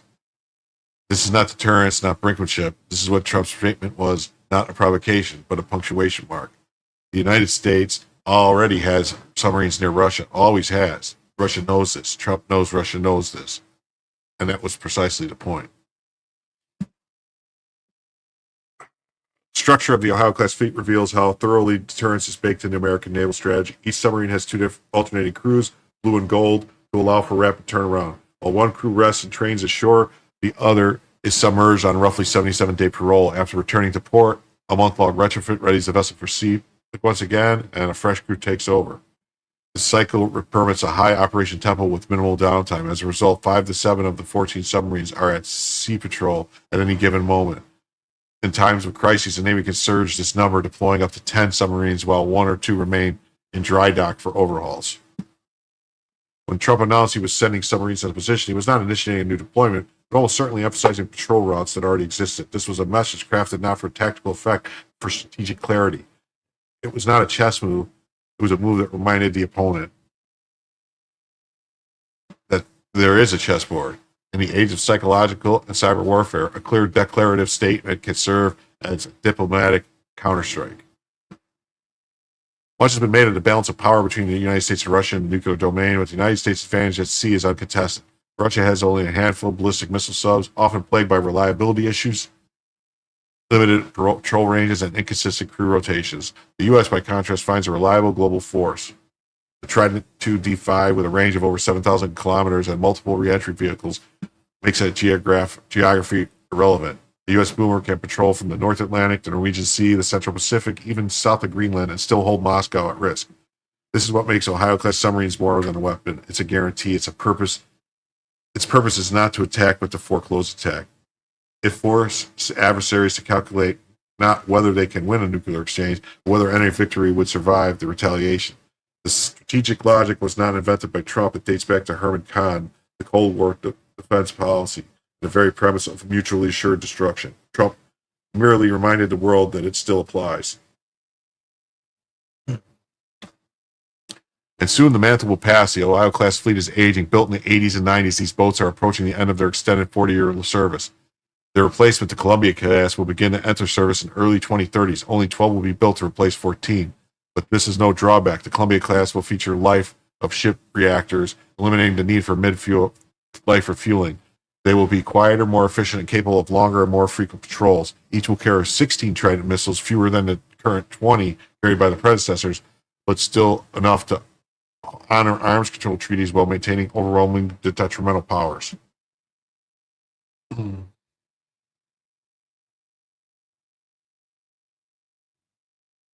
Columbia's design features favors stealth over payload. With electric drive propulsion, improved sonar isolation, and pump jet propulsors, they will be harder to detect than any submarine before them. This reflects the evolution of deterrence strategy from counting warheads to preserve survivability.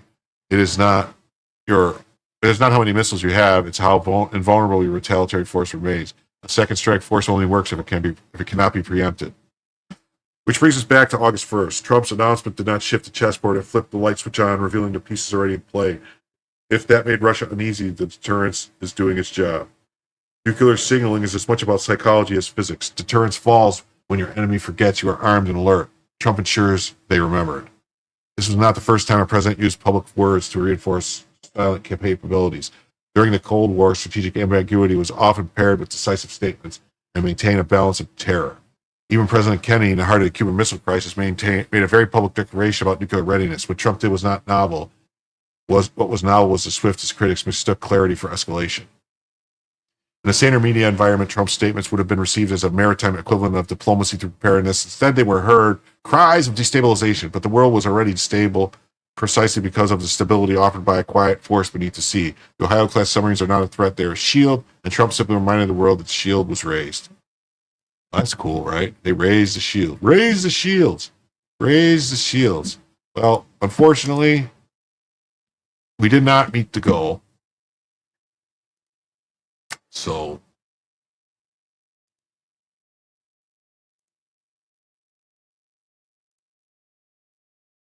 we did not meet the goal. So,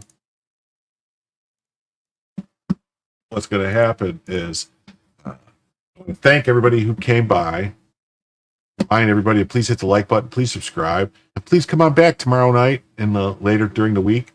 And maybe next time we'll hit the goal and we'll go longer. We did almost go 3 hours though, so got almost an extra hour. And you would have got an extra 2 if we would have hit the goal. But yo, Pyramid 7, what's up? So I just want to thank everybody who stopped by. Please come on back to let Jim tell you the news.